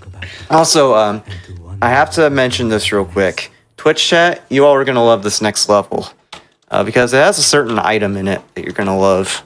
As soon as I have to do a clip first to get there, but you guys are gonna love it. I know what it is, and I'm not going to spoil it. Yep. So we're gonna use this jar. Go to the store. This just skips some puzzles that we'd have to do. And yeah, here's the item I was talking about. This game has an orb. It feels like... I know during the first run, a lot of orbs were won and lost in that channel point betting. But if you're enjoying the run, type orb in chat. Yeah, I do this every time an orb meme is on GDQ, so orb. There you go. Alright, so the item I just grabbed after I grabbed the orb is a pylon. You use that throughout the game to power things, like that door I just went through. We do that there to activate this area, where we grab two Vitae containers. It doesn't look like much grabbing those two Vitae containers there, but by grabbing those two Vitae containers and then doing this prop clip, it'll allow us to do a big sequence break in the next hub where we get skipped 2 maps. Because normally going out of this map, you're supposed to have, I think, 1 Vitae container. But by doing that prop clip, we have 2 now. And that'll become relevant later. Just keep that in mind. And this is another nightmare sequence. The annoying thing about this nightmare sequence in particular, though, is that you can't do any prop clips or fancy movement to speed it up. You literally just walk forward, and that's it. is the first time in these visions that we get to see our future kid, which she has decided to name Amari. What are you doing, little one? One and one. Do you think the kid has the power to go out of bounds like her mom? Maybe we'll find out when Frictional makes the next Amnesia game, where this kid is the starring character. Alice can't play. Alice is gone. Don't worry, Mama. I'm here.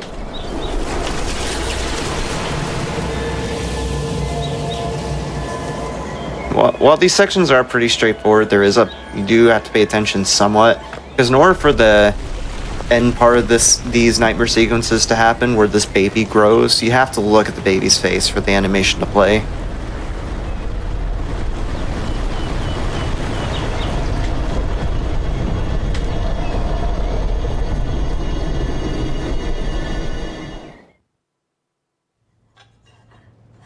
Alice? A Carrot Whiskey makes a good point with the lore. Salim, quickly!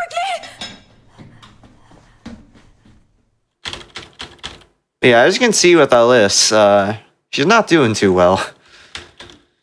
I'll go ahead and say it now. We'll see over the remaining load screen cutscenes that Alice gets this degenerative disease that affects her respiratory system, and we'll see the results of that in the later load screen cutscenes. So this is probably the first really scary map in the run, because similarly to one of the earlier maps, which was called Cistern, this map has a really long cutscene at the beginning where Tassie realizes that she's pregnant. And if I ever fall out of bounds during this next prop fly and have to reload without saving and exiting, I will have to watch this cutscene again, which is a pretty big time loss. Come on.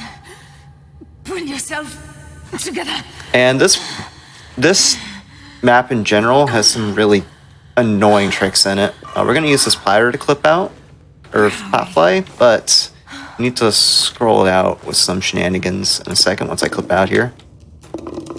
And as well, these jars are very annoying to clip with. So if I end up having to use that backup jar over there, I might just save and exit for safety. I almost got it there, but not quite. There we go. Alright, so I'm going to grab the platter from through the wall and then scroll the scroll wheel in and out to hopefully get the platter through the wall. That was actually pretty fast there. I'm kind of surprised.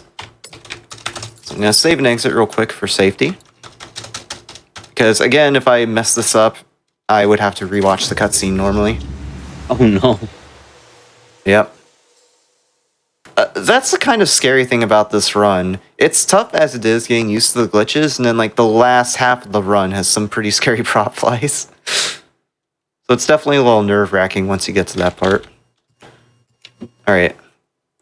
So I'm gonna grab on the platter here, scroll out to make the prop more stable during this prop fly. And I have my lantern out just so I can see the prop, because normally it's really dark in this map and you wouldn't be able to see the platter if you didn't have the lantern out. I did a little cut there at the beginning of the prop fly to get over those stairs. And we're just going to run the rest of the way to get to the exit.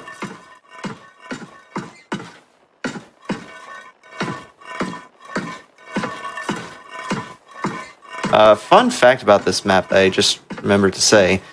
So in the original Amnesia, if you've been around the community for the original Amnesia, you probably already know this, but there are mods, or custom stories as they're called, that you can make for the Dark Descent. They brought that back with Rebirth, and one person made a mod for that that changes Tassie's movement speed to be kind of like Gordon Freeman from Half-Life 1. And if you know Half-Life 1 at all and going fast in that, imagine that in the HPL3 engine. Yeah, I've actually... oh, go ahead.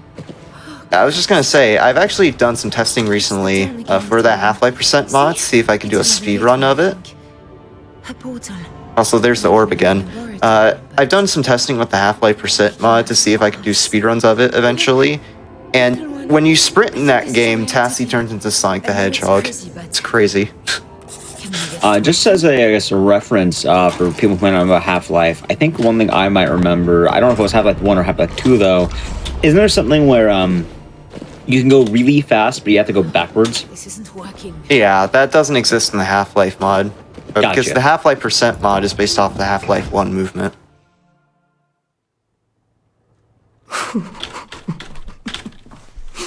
Oh, my heart. Alright, so for this hub, we have to activate that portal. We got one step of that, which is the orb from earlier. But we also need to activate these pillars in this next room so that the portal is actually up and running.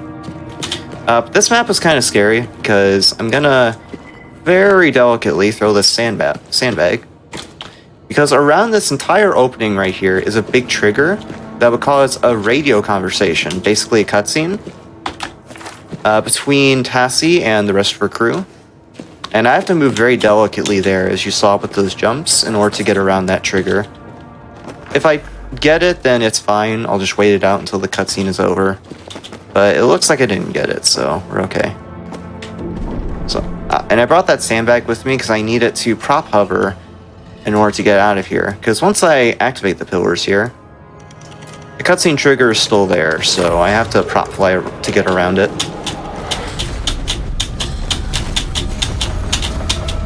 Oh, messed up there, but that's okay. Just scroll the prop out and then get back up here.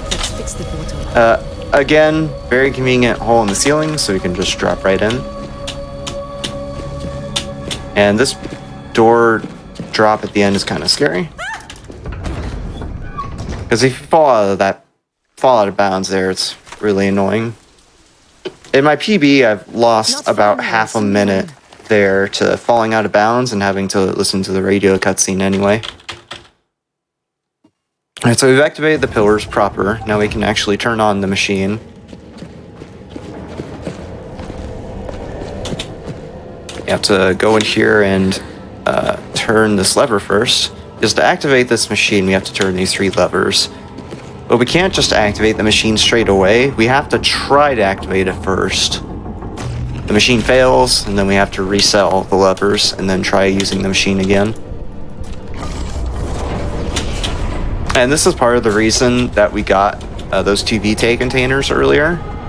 Because we can input 1 into this machine here, which will allow us to skip 2 maps, like I was talking about. And the maps that we do skip with this are pretty long. I don't know the exact length of them for like a no major glitches speedrun of this, which yes, that is a category for this. But I imagine it's around 7 minutes for both of them. Yeah, you make a good point, Ranto. Actually, prop flying, like I mentioned this earlier, but prop flying can be kind of hard to get used to, especially if you're kind of new to HPL3. And like the glitches in it. To back you up there, I wanted to learn Soma at one point, and then I watched it, I was like, this looks hard. I don't think it definitely is. But just as a words of encouragement, you did mention that I know you got pretty good at being able to do prop flying, and you were going to go to that game in particular even, or trying it out once again. And while something may seem daunting at first, I really do think that practice is the thing that if you try it and you know, you kind of get the hang of it, it can become easier the more you do it. Yeah, for sure. Case in point with me in this game. Yeah. I know, oh, go ahead. Yeah, I was just gonna say, like I think I said earlier, I went on a big grind for this to try to get into HDQ. And in the process of that, I just got better and better at the tricks. Hey, also, best of luck in terms of that submission. We'll have to see how it goes. As a reminder to anyone who is wondering, GDQ Games List will be dropping in a few days on Saturday. Sometime, I don't actually know. It usually varies. Yeah, we tried to use the portal there to get back into town, but it didn't work. You might have recognized that goop there. That's kind of the return of the shadow from the Dark Descent. Ruined our plans there and made the portal malfunction. So instead of sending us to the town, it's going to send us to the theater. And the theater has a pretty finicky prop clip. It's going to involve one of those pylons. And this clip really likes to not cooperate sometimes. So we'll see how well it goes. No,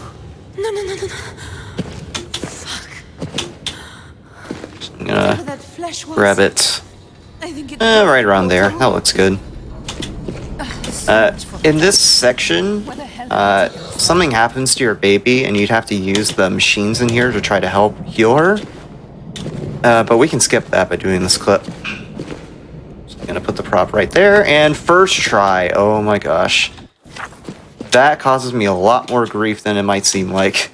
In my PB, I think I lost like 10 to 20 seconds to that clip alone. It's annoying. And I'm gonna jump repeatedly here as I run along here. Because as you can see, there's these tiny columns sticking out of the wall. Right. If I get stuck in those, there's a chance I can get pushed back in bounds, which it's not too bad because I have a way to back it up if that happens, but it's very slow. Oh, my heart.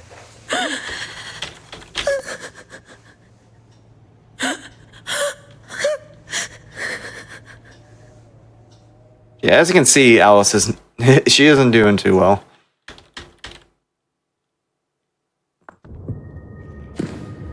Alright, so now we're in the laboratory, I believe? Yeah. We have to turn on the power here to activate a tram to get to the next map. And you normally have to go through a big labyrinth involving a monster called a ghoul. But we're going to do a fairly precise trick. It's not precise, it's pretty easy if you know the timing, but it's very scary. Because we're basically going to throw ourselves right in a monster's face. We're going to use this pylon to power the tram, but we have to take this tight path around the edge of the room, because there's a beacon in the middle of the room that will activate this pylon. And if we have this pylon focused on that beacon for more than 1.5 seconds, it basically becomes a hot potato. Tassie can't touch it anymore. And that would lose a lot of time if that happens, because we basically can't continue the map if that occurs. So I'm going to save and exit here just in case I miss this, because it's not too bad. It's fairly easy for me now, but if you mess it up, it's really bad. Because you have to move really quick through this map in order to be able to touch the pylon again. So we throw ourselves at the ghoul here, because once you activate the beacon with this pylon, this ghoul spawns. So we throw ourselves at the ghoul in order to avoid having to deal with him. And that, by the way, is why I needed to have low fear. Because if you have really high fear up to this point, when you get caught by the ghoul, he instant kills you. Or not kills you, but he makes you faint and you get set back a little bit. Now we've activated the tram, I'm going to clip with that pylon to get back to the tram. That avoids that long labyrinth I was talking about. Alright, so we have a pretty, not necessarily hard trick in this map, but it's going to be a really precise jump. And this is why I had the double bind for F on crouch and jump. Because I need to crouch and jump at the same time in order to get an invisible wall, or over an invisible wall on the edge of this tram, in order to escape the tram to do a prop fly a bit later in the map. But the jump is kind of tricky. It's around a 10 frame window. And usually I get it first try and runs, but it's GDQ, so of course something wrong is going to happen that I've never seen before. So just in case, and I do this in real runs too, I'm going to save and exit a little bit before the trick. So if I fail it, I can just go back to that save. Torturing someone for a faint hope. And getting this skip, it saves 2 minutes being able to do this prop fly, but you only really get one shot at it if you don't save and exit. And if you don't get it, you lose about 3 minutes. So I really have to get this. But fingers crossed.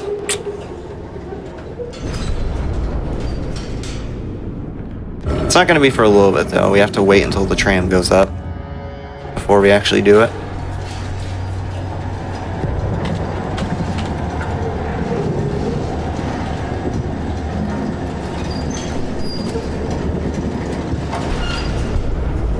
Alright, cool. So I'm going to save and exit there. And we'll see if I get a first try. But we'll see. Yeah, we'll just see. Because this is kind of a tricky jump.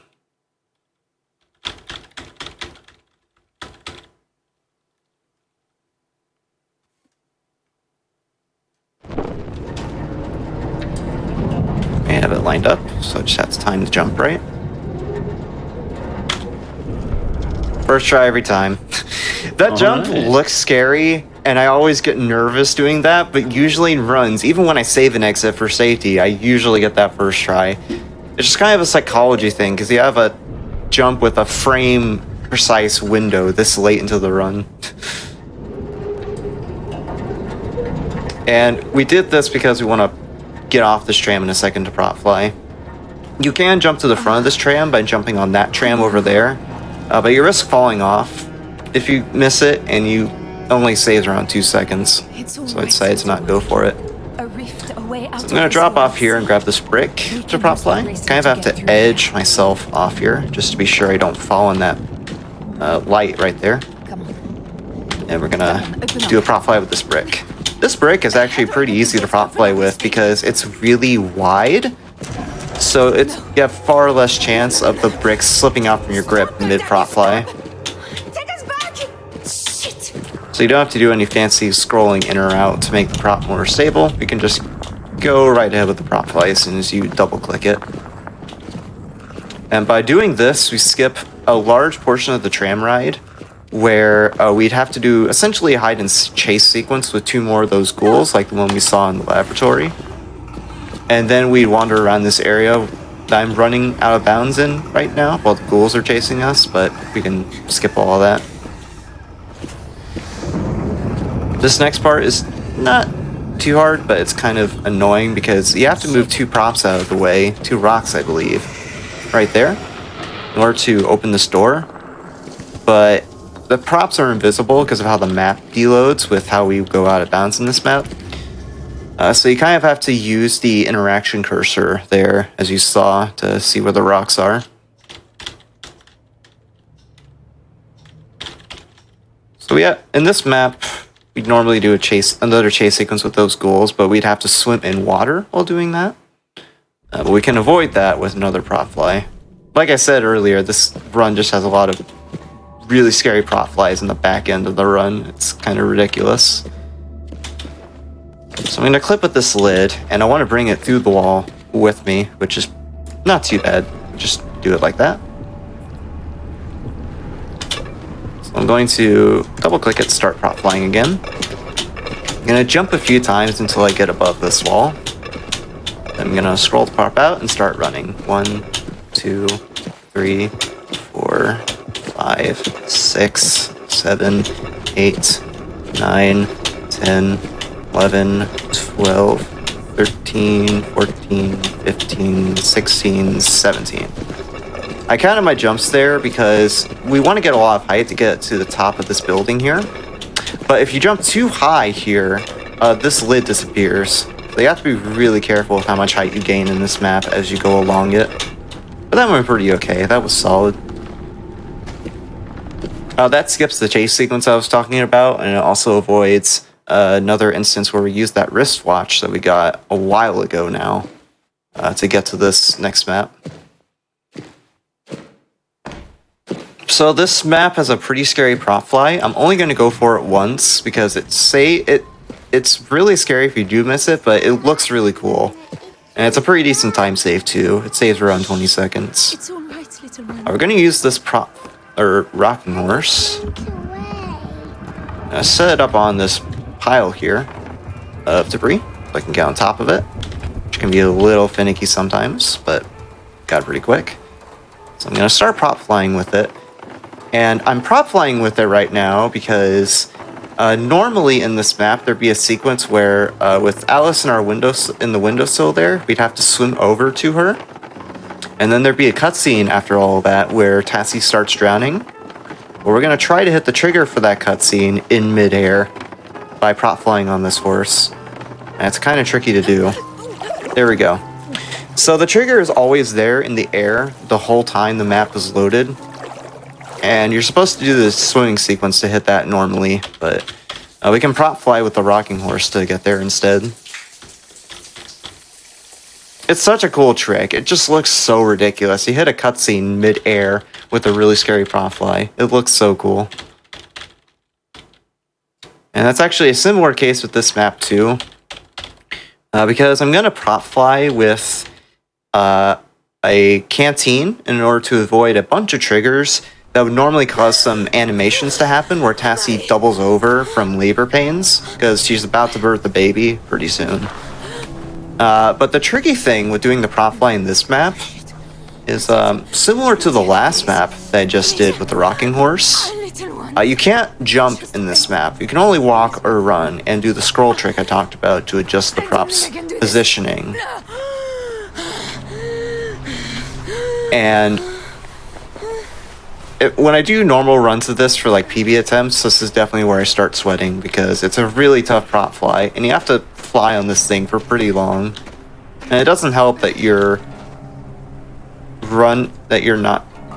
can't run this very stably because of the run animation right here. As you can see, we run kind of weird while Tassie is holding her hand over her stomach. Actually, I meant to save an exit for this, so I'll go ahead and do that.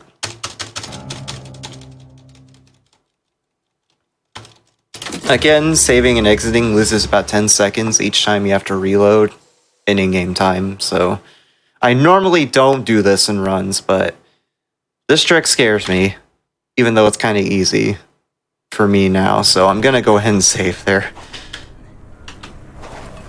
And while I do this trick, I'm probably gonna be silent for a bit until I get to a safe point. If I could get on the dang canteen. Okay. So once I get over here, over the sand dune, I'm probably just gonna concentrate for a bit. Okay, here we go.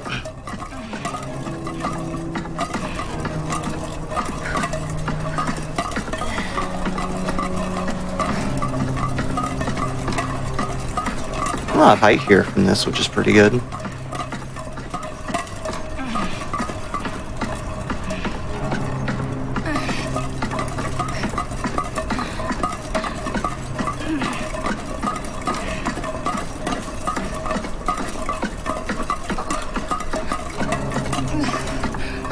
Now it's a safe point to run. Just go ahead and do that.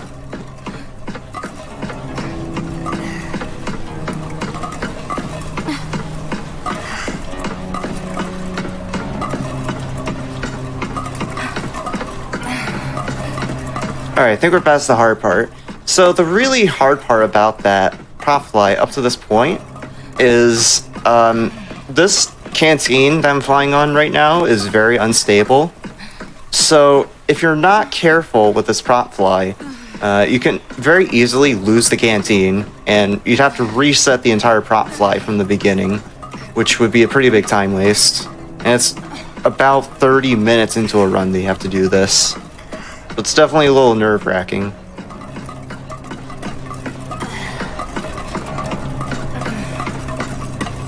And we're doing this again to skip over a few triggers that would normally cause some cutscenes or animations to happen where Tassie doubles over in labor pains.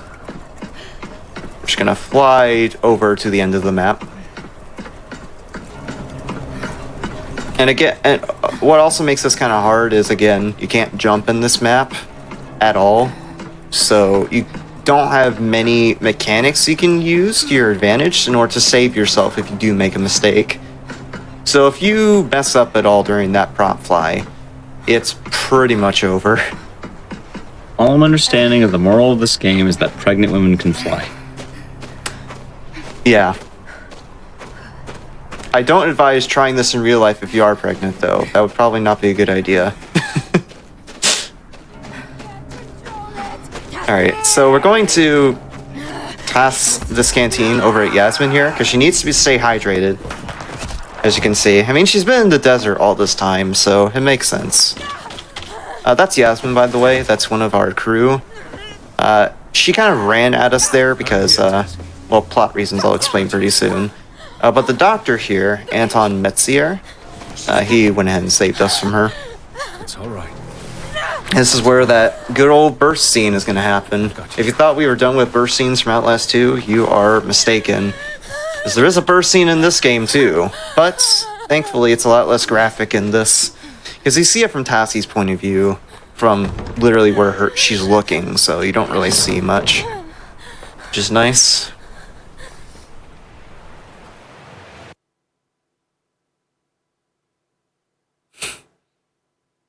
And this is the start of a really long cutscene where the doctor is going to help us birth the baby.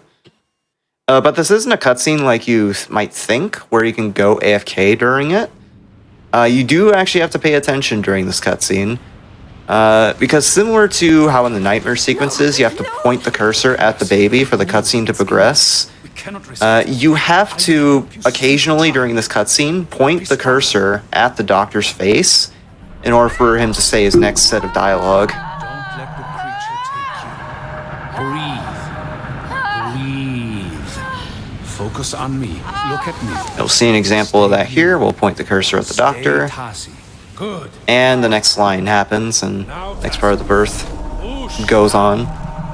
So this is a pretty long cutscene, so if you have anything you want to say, this would be a pretty good time for it. I do. I wasn't on the record. I was not trying to make today's theme pregnancy. It just sort of kind of happened. Not long now. Yeah, it's just how it worked out. I didn't actually realize both games had moments where a character gives birth. I remembered the crashes in the game. You know, the airplane crash, the helicopter crash, the car crash. I didn't. I didn't think both. I mean, it's literally in the subtitle of the game. You knew what you were in but for. You don't think about that ahead of time. It's the foresight. I think that's the last part of the birth scene right there. I think that was his last line. Yep. We just birthed the baby. So I can go ahead and explain, or at least pretty soon explain what's going to happen, or why this baby is important to the plot. But I'll go ahead and wait for that, because the doctor has some pretty good lines here in the cutscene.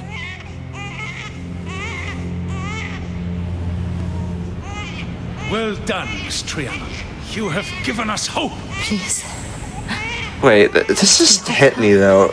So the impromptu theme of this episode is apparently birthing. How does that relate to Resident Evil 2?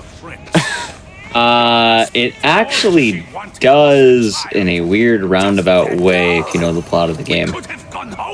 If not for you. I can kind of see that.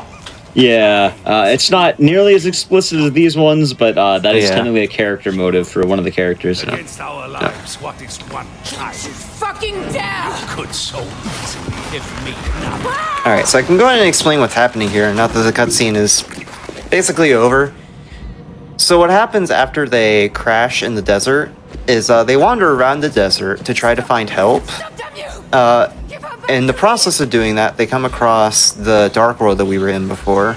And while they're there, they come across this alien being known as the Empress. And the Empress basically gives them, the team as a whole, this offer where she'll help them get out of the desert, but they have to sacrifice a young child first to be able to get out and get back to civilization. And earlier in the load screen cutscenes, unfortunately, Alice passes away from that degenerative disease. So because Tassie went through that pain before from losing a child, she doesn't want to do the same with Amari in order to get out. So she just basically does her own thing and drags all the rest of the characters into her own mess. Because while they're in the dark world, they come across this weird fountain, and by drinking from that fountain, they turn into these ghouls, that like the ones we've been seeing throughout the game. That's why Yasmin attacked us earlier at the end of the map where we did that long prop fly. And so our goal now is to get the baby back from our doctor and get back to civilization. Which, not to spoil the ending too much, but we will be doing that once we get to the end of the game. And we're going to see a few flashbacks here that basically explained all the plot I just explained. Out of your mind. Salim will be dead by now. Accept it. Don't go, Tassie. We can get help. I can't do this anymore. I just want to be with him. A weird thing that can happen in this map, it might, I don't know if it's inconsistent necessarily, but sometimes on this map, some of those flashback sequences, like the one we just saw, you can skip those, but it seems to be random whether or not it happens. It seems to be based on how fast you go in the map, but we haven't really found a consistent way to do that. It just kind of happens.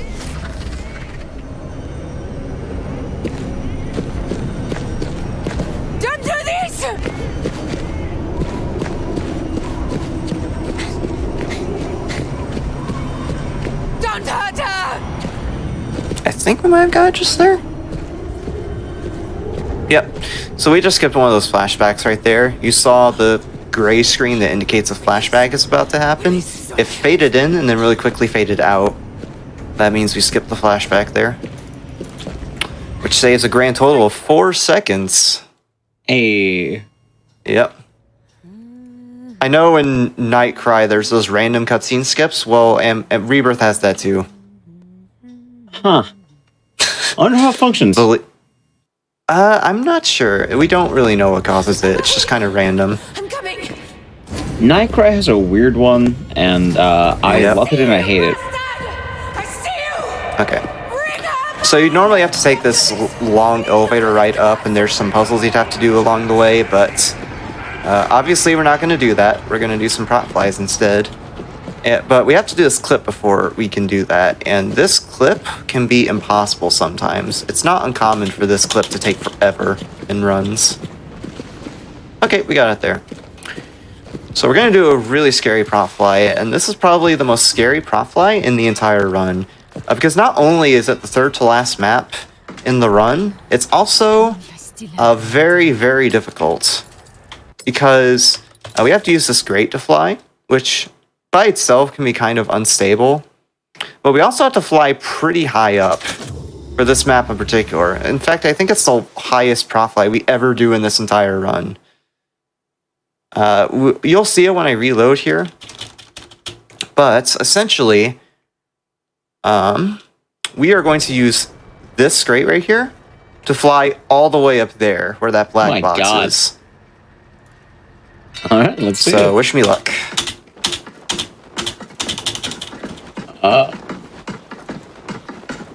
It looks super sketchy, but it'll turn out fine, I promise. What's the scariest part about it is you have to like readjust your line occasionally by just turning 180 degrees. And whenever you're doing that, the gray can just slip out from your grip. How long is this level normally? I have no clue, but I'd imagine around 5 minutes. But with this prop fly method, it takes around 2. A minute and a half usually if it goes pretty well. But we just got it. That is wild. Yeah, it's the craziest trick in the entire run. And it's also a pretty big run killer, just because if you're on a really good run, and especially if the other tricks go very cleanly, you have a lot of nerves going into that part. And so usually what tends to happen is like nerves get to you, you drop the prop, and that's just a dead run right there. But yeah, we're past the hard part right now. We just have 2 pretty short maps here. Time, by the way, is going to be within the next minute. I'll let you know when that happens. Well, we're going to use that second Vitae container from the earlier map in order to go into this next map, which is going to be the last map of the run. And I have my lantern out here, because by having the lantern out at the end of this map, going into the next one, it'll allow us to do a pretty fun glitch in this map. Because normally, in this last map, there's a cutscene at the beginning where you have your baby in your arms. But by having a lantern in our arm instead, some fun stuff happens. So by having the lantern out in our arms, the game can't put Amari in our arms, so it just deletes Amari from the game. So we just have no baby in our arms there. Oh. It's okay though, because we get our baby back once we break open this barrier. And time, by the way, is going to be when I break open this barrier in just a second. Alright, time. EG. Let's see where this baby is now. Oh, it's right there. Yep, there it is. See, the ending we get, there's several endings we can get in the game, and the ending we get in the speedrun is we use that portal to get back to Paris.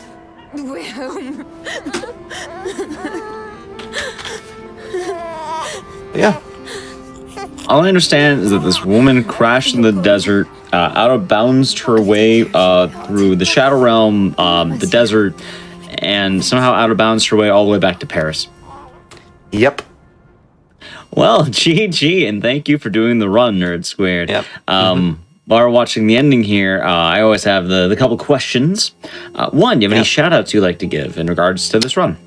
Oh, yeah. So, I want to give huge shoutouts to the Frictional Games speedrun community and Frictional in general. They've actually been pretty welcoming to us speedrunners. I mentioned before how there's a slightly downpatched version of the game that we use for the run. Frictional was very kind and made that an official speedrun branch in the beta tabs for this on Steam.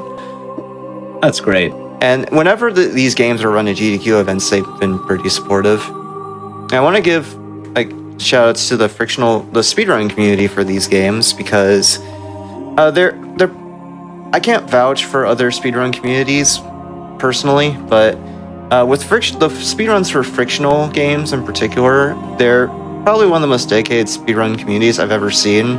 Ever since the original game, Dark Descent, came out in 2010, people have been running every single game in the series, and the way these games have evolved lately, especially in like the past 2 or 3 years, have been really nice to see. It's kind of similar to how the Outlast 2 run went, except on a much bigger scale. All right. Yeah, and in particular, I want to shout out Terra Vortrix, who is the world record. Who else? Psychotics and Cakery, who are a few other top-level runners of this, as well as Blood Thunder. I think those are the main ones I wanted to mention. All right, but as well, and very important, if anyone wanted to find you on Twitch or anything like that, where can they find you? Yeah, so I stream occasionally on Twitch, on twitch.tv/nerd_squared. That's N3RD_squared. I mainly run a lot of games like this, but I've also been varying it a lot lately with stuff like Pokemon and Danganronpa, so you can see me doing that. I also have a Twitter, twitter.com/N3RD_squared, and a YouTube, nerd_squared as well. All right. Where I post a lot of my runs. Sounds good. Thank you. What was the time? What was the time on that, by the way? Because I had 51:19 on my timer for IGT. Your time, real time, is about 1:01:24. Dang, that's pretty good, actually. It's especially considering I was commenting the whole thing, because like I said, loads are slow in this game, and I saved and exited a few extra times compared to my practice runs lately. So I'm surprised I got that quick of a time, even with the extra loads. That's nice. It was a great job. Alrighty, I do want to say thank you once again, and we are about to be wrapping it on up for the night. So I do want to say thank you all for watching. Hope that you enjoyed this episode of games featuring crashes, and definitely no other themes involved with the making of this episode. We have a fun time. Next time that we see you on Speedruns From the Crypt, the GDQ games list should be out, so we can probably talk more about that around that time.